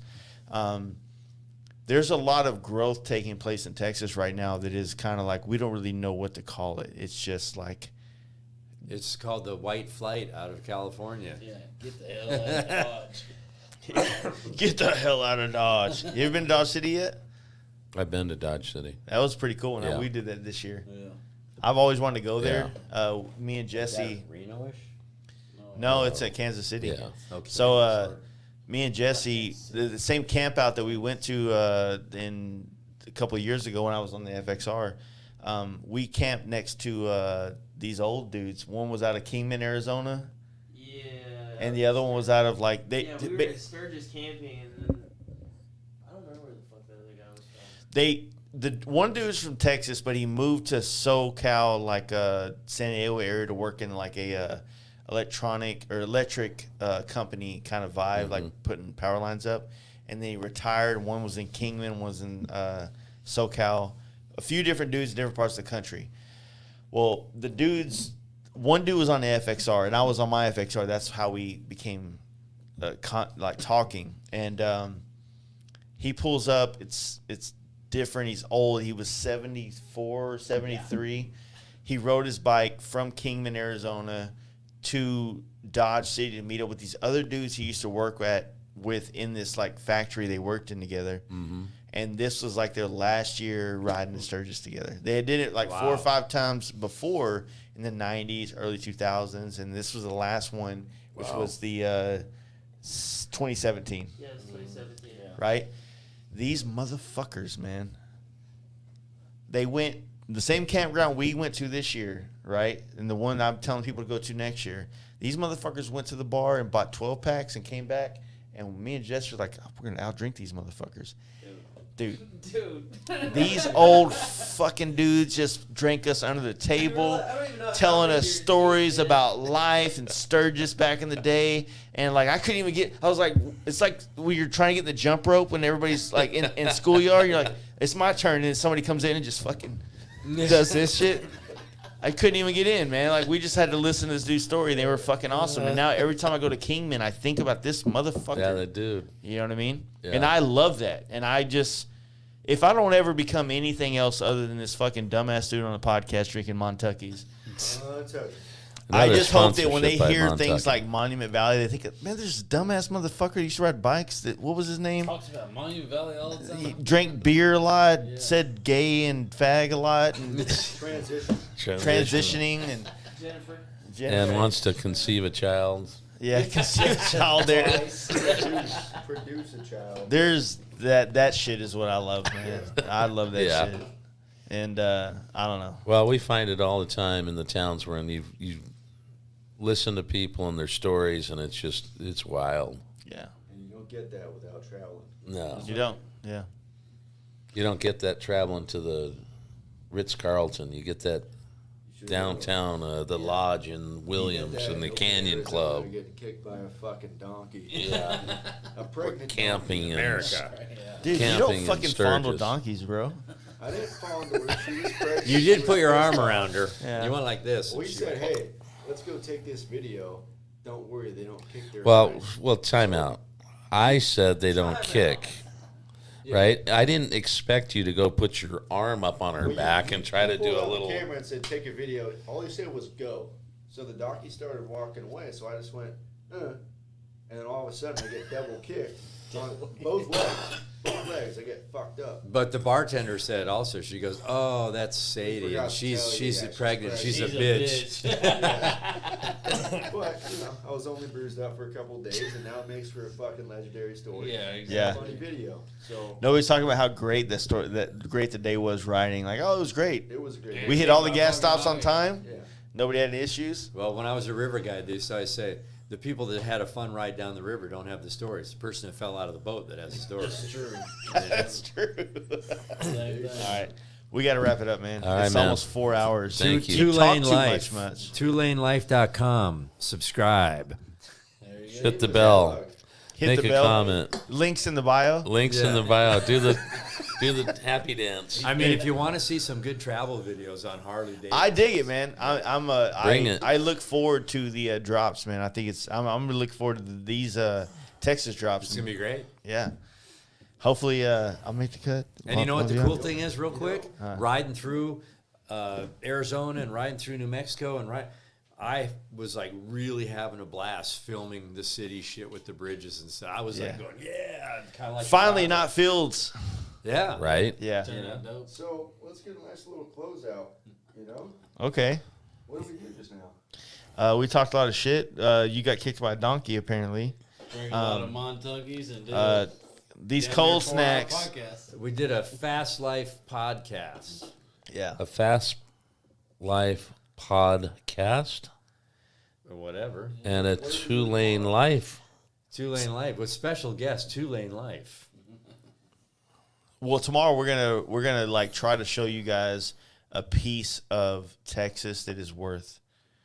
There's a lot of shit in Texas that's badass, but if you're trying to give you the cliff notes of Texas, This is tomorrow. this is tomorrow. I'm trying to give you the best thing on the route, show you what's maybe I don't know, maybe Twisted Sisters is a great ride. I don't know. I've never had a desire to go to it. Really? We'll figure that one out. See you down the road. We need a catchphrase.